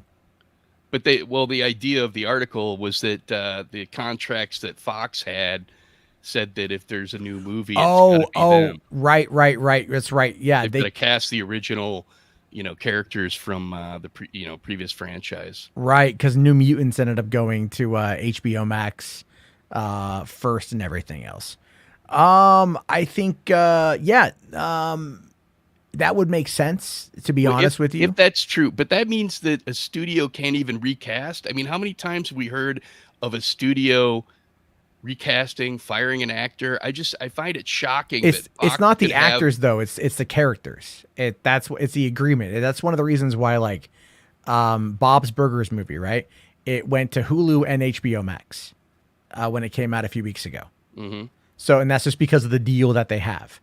And like Ron's Gone Wrong, for example, that was a 20th century movie that ended up, getting bundled in with Disney. And they put it out theatrically, and then it went to Disney Plus, and it went to HBO Max, and it did really well on Disney Plus. Mm-hmm. I recommend it, by the way. It's a very cute movie. And, but they keep doing that with these 20th century films because that's the contract that they've got. That's something that's a film that's already been contracted on. I mean, we're talking anything new until 2025. Here's my point. Maybe it is true, but to me, that just sounds like a shockingly, horribly negotiated contract on Fox's behalf. If they are so beholden, I mean, are you telling me they can't recast Mystique? They got to go back to Jennifer Lawrence. She doesn't even want to play the character. It's just no. It's not. It's not the actor. It's the character. It's also the movies that Fox had. No, the article says, well, listen, I don't know if it's true, but this is the rumor that's been going around, is that they can't make a new X-Men movie without using McAvoy, or they can't have Professor X in a movie unless it's McAvoy. They can't have Magneto unless it's they just had Patrick Stewart. Right, but it was because it was Patrick Stewart from the original franchise.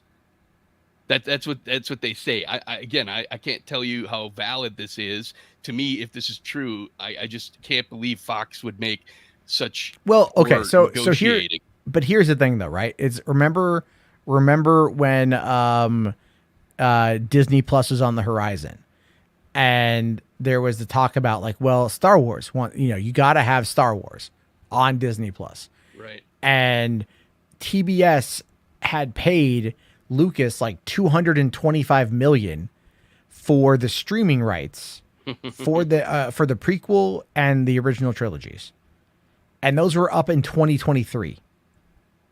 So what happened is Iger worked a deal and got them for Disney Plus's launch in 4K. You know what I mean? Like they can Disney can move mountains here. Mm-hmm. It's just not important to them right now. Because the thing is, as much as we all want X-Men to pop up, they don't need to introduce them. They need to find a solid way to introduce these characters that are going to not seem like it's kind of like forcing a square peg in a round hole, right? Now, what I've said, and I stand by this, is like, do it once, introduce them, make it. It doesn't matter how messy it is. Just do it once, never mention it again, sally forth. Yeah. People might be a little bit upset, right? They might be a little bit about it, but at the end of the day, they're not going to give a fuck because you got your X-Men alongside your other characters, and that's what people care about. So it doesn't matter how you get there; just get there, right? I'm really hoping they don't do something like, oh, the Eternals created mutants or something like that. I mean, I always thought that one of the most universal things about the X-Men was the randomness of it. The fact that anyone could be born with this, genetic mutation or whatever, which just allows it to apply to so many different parts of people's lives. The fact that whatever, you get the point. But I feel like I don't even want them to explain it. They've just been working in secret this whole time, you know? Well, here's so one of the things that really kind of stuck out to me that I felt would have been a great way to do it. I don't think they're going to, but I think would have been a great way to do it was actually to tie it into the Infinity War and Endgame. So in the beginning of Endgame, how do they track Thanos? Do you remember? No. Radiation. Mm-hmm. So the radiation that was caused by the snap on Earth, they were able to trace that to the planet where he was at. Sure. So, and then there were 3 snaps on Earth overall.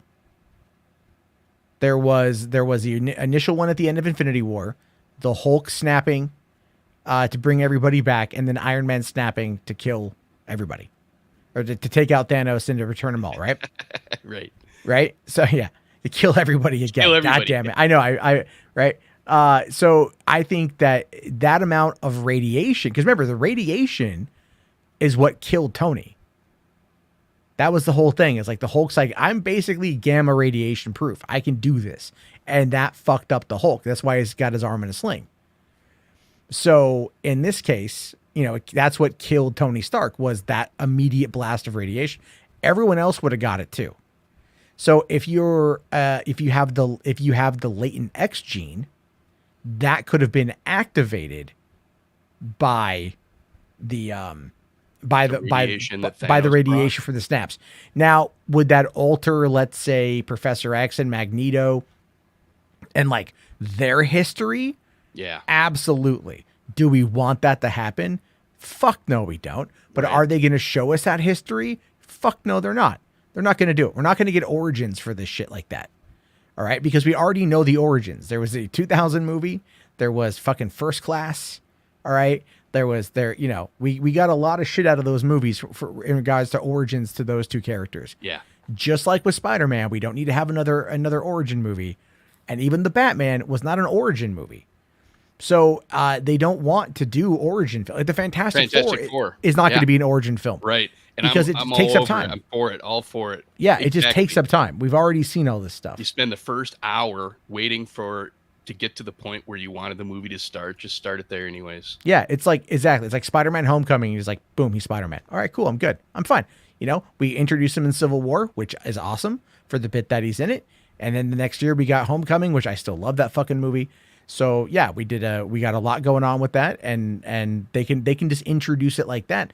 We don't, you know, there's this whole thing I saw about like if Shuri is going to be the Black Panther at the end of the trailer, people like, you know, one guy on Twitter is like, you know, verified account, by the way. He's like, oh, it's a guy named Soups. He's a dumbass, but he's all like, oh, I really hope we show her training. And it's all like, she fought in fucking Right. Black Panther, dude. Like she grew And up alongside Infinity the Dora War Milaje. too, right? I think Infinity War as well. She fought alongside that. You know, she knows the Dora Milaje. She's like, her brother is Black Panther. Like she doesn't know how to fucking fight. It's just, it's ridiculous. But yeah, I think, look, they clearly have their plan. They clearly know what they want to do with the scenario. And it's in my mind, it's going to be fine however they want to do it. Because look, at this point, if you can't give Kevin Feige the benefit of the doubt, then like after all of these years, then like what the fuck you doing? Because you know for a goddamn fact that at this point he has earned the benefit of the doubt, regardless of what it might be. People will accuse someone of being, you know, a Feige shill or something, but seriously, he's probably got the best financial track record of any producer in history. No, I don't think anyone will ever come close to Feige for a long time. Yeah. Right. Like, and here's the thing with this. Now, I've talked about this before. I do feel that that Feige will eventually leave Marvel, and I think he will take up mantle over at Lucasfilm, not running Lucasfilm as a company, because there's no point for him to do that. Right. Because, you know, that's not just Star Wars. There's a litany of other shit. But I think I think what they're going to do is eventually spin out Star Wars as its own vertical, as maybe a part of Lucasfilm, but its own vertical. And Feige is going to like either instill producers over there or he's going to head over and run that. Because, as well as he's done for Marvel, Marvel can kind of like, run on autopilot maybe not right now, but like it's going to ramp up again. And it can get to autopilot for that kind of shit. With like Lou Esposito and Victoria Alonso, they can do it. Mm-hmm. But again, Feige's first love is Star Wars. And if they're going into doing theatrical again next year, which fuck it, who knows if that's going to happen, then obviously you're going to be in a position to where having his steady hand guide the movies back to being multi-billion-dollar box office juggernauts is like gonna have to happen. And I think they're starting with The Mandalorian. If you look at what they're doing with The Mandalorian, they started with that. Season 2 of Mando introduced a whole bunch of new characters, including name dropping Thrawn. Mm-hmm. And then, and there's Ahsoka. Oh yeah. Well, we all know what that's tied into. That's Rebels. Watch the Ahsoka preview. Holy shit. We know what it is.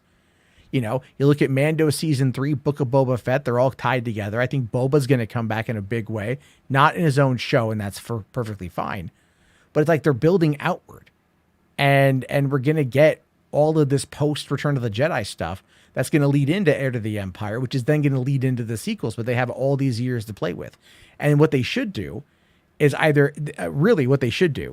have Star Wars like run either tell us movies after Return of the Jedi that tie into the Mandoverse, which I think they probably will do.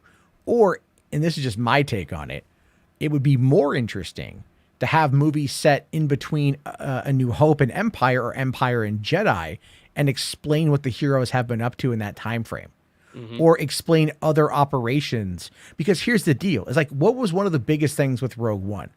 Its attention to detail in regards to the Empire. Having stormtroopers, right? Yeah. Having the chicken walk, the ATSTs, having that aesthetic, having that, that whole thing. People fucking loved it. Look at Mando. The opening shot of Mandalorian's first trailer are a bunch of stormtrooper helmets on spikes. Yeah, right. I remember that. And it was like, whoa, holy shit. Never mind the fact that the scene from the finale with Jason Sudeikis and Adam Pally as the stormtroopers, the scout troopers, and like is one of the funniest little bits we've ever seen with stormtroopers, like the most personality they've ever had. Yeah. And like people really, really fucking like that. And again, it's all about having the Empire. The Empire needs to be part of Star Wars. Going past the Empire is dumb. Because it has to be the Empire, because that's how you build outward. And, having Thrawn is like the end of the Empire. But what they did with the sequel trilogy, they've got to build up to that to find a way to explain it. I'm sorry. I'm at the point now where they have to explain it. And explain what? Explain the sequel trilogy. Explain what? What do you mean by that? Like, what I mean by that is explain how Palpatine came back, how things came, and they kind of did with Mando season. Well, they started to. Did you catch the Snoke reference in Mando season 2? I don't know. What was it? So it's in the episode. I think it's episode 5. It's the episode where Mando, Cara Dune, and Greef Karga break into the Imperial facility that's on Navarro, and when they go into one of the corridors there, you see a tank with a clone in it. Right. Oh yeah. Okay, and the clone, it looked like Snoke, but they played the Snoke theme. Oh, I didn't notice the theme, but I did. The theme is there. It's like, oh, okay, that's clearly Snoke. So that's alluding to, that's alluding to Palpatine and everything else. Right. And that to me is like more fascinating. Now, one thing I would like about the time periods you're talking about, especially post Jedi, is, the Luke from Last Jedi was, 30 years after Luke from Return of the Jedi, right? So, yeah. Fine, let's do a movie set in the first 10 years when he was still a badass and give everybody what they effing wanted in the first place. Well, that's what they're leading up to with this whole deep fake shit. And look, man, I know it's cool, and I know that like we're gonna get more of that. because of the backlash to Solo, and they freaked out, right? They freaked out. They don't want to recast any original actor. That's too bad. I think the It is. deepfake is great for like a couple television episodes, but I would say, recast it. Sebastian Stan. Everyone says Sebastian Stan, dude, but like, it's true. It's like at this point, I mean, it wouldn't. I'm not saying it has to be him, but he is good enough that you don't need to deep fake anything. No, he's good enough, and Mark Hamill's already given the approval. Right. So it's like it would be fine. It would be okay. The deep fake that they did with like the season 2 finale of Mando was good. It made me cry. I'm not gonna lie, it made me fucking cry. It was just crazy, awesome moment. It was awesome. And then when they brought him back in Book of Boba Fett, I was like, I kind of groaned. I'm like, oh really? I mean, it's cool, but like, all right. I was really hoping that was a one and done sort of thing, but and then again, it's just Lucasfilm, I think, is so afraid of the backlash. Right. That's why they're like, look, Mando's in a good space. Mando's an original story. We can still tie it in with everything. It's nostalgic enough. But like, again, like people are going to want to know, where was Luke during this time? Well, okay, let's introduce him. But like Luke should be a background character, He shouldn't pop up more frequently. And it's like, I just feel like that episode, that last little bit of Book of Boba Fett to me was them afraid of separating Mando from Grogu for too long. They don't want to like have that be a thing for too long. And then they also were like, well, we need to find a way to bring Luke Skywalker back in and have him, meet up with Ahsoka and like have that which was a cool scene. But I think it's like they're just afraid of letting it rest on its own laurels, and that's a problem because. Or how about this? Rest on its own merits. Yeah, merits. That's it. Thank you. Merits. Yeah, I am getting sleepy. I am definitely getting sleepy here.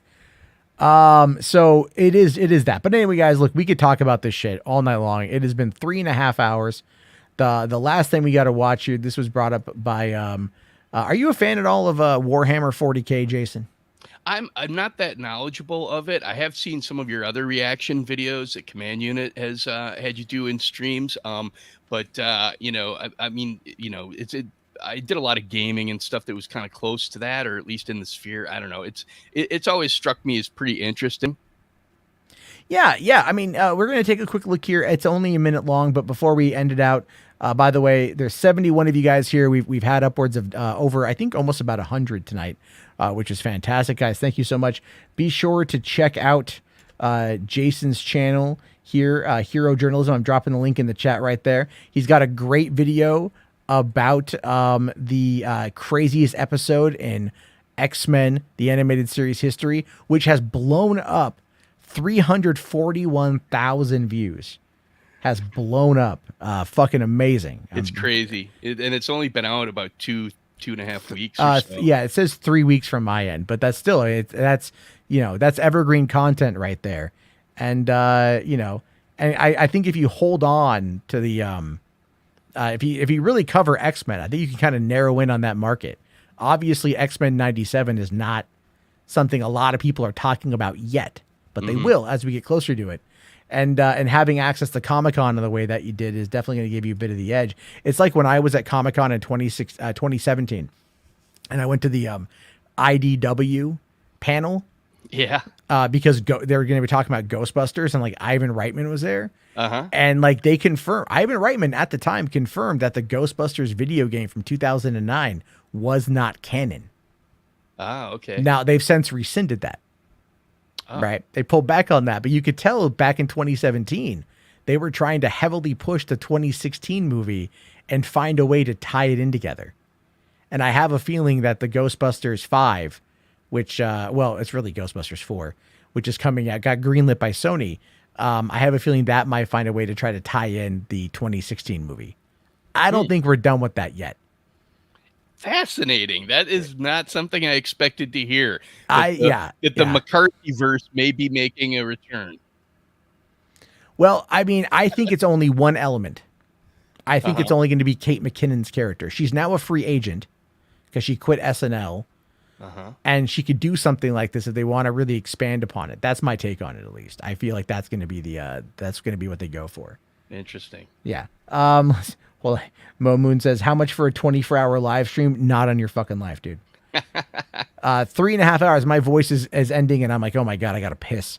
I've had like 3 bottles of water since sitting here. And it's finally dropped down to 67 degrees. So my room's getting chilly, and it's like, I got to pee and it's cold. Fuck. Oh man, I'm jealous. It's like I'm sweating in a box over here. Oh yeah. I have my fan on I don't know if you can hear it. I have the fan on, but I just have my microphone volume turned all the way down. So works out pretty well. But all right, let's take a look here at Warhammer fucking 40 fucking K. Codex Chaos Space Marines, pre-order now. I don't know what this is, but we'll find out.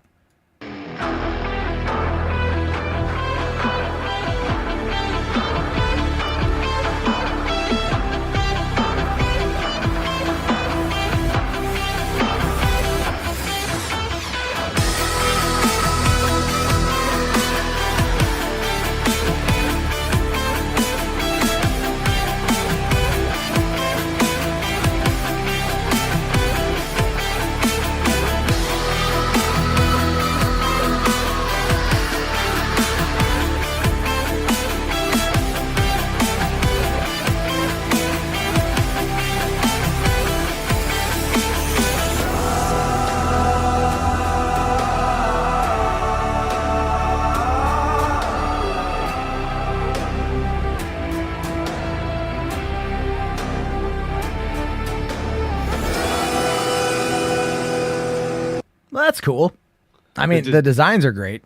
The designs in that are so just like extreme. I don't know how else to describe it. I mean, it's just, actually, I just did watch, I think it was a short computer animated fan film of Warhammer 40K. Probably, I don't know, maybe just 3 months ago. That was actually really cool. So that's kind of like the extent of what I know about it, but love that artwork. Yeah.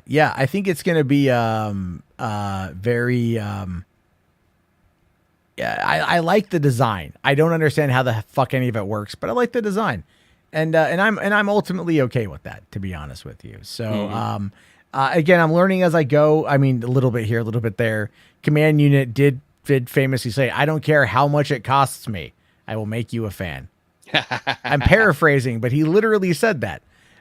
So, it is what it is. Anyway, guys, listen, I'll be back on tomorrow night for another episode of the show. It will not be 3.5 hours, but tonight was special. It was a good conversation. I've known Jason here for 20 years. Great guy, great friend.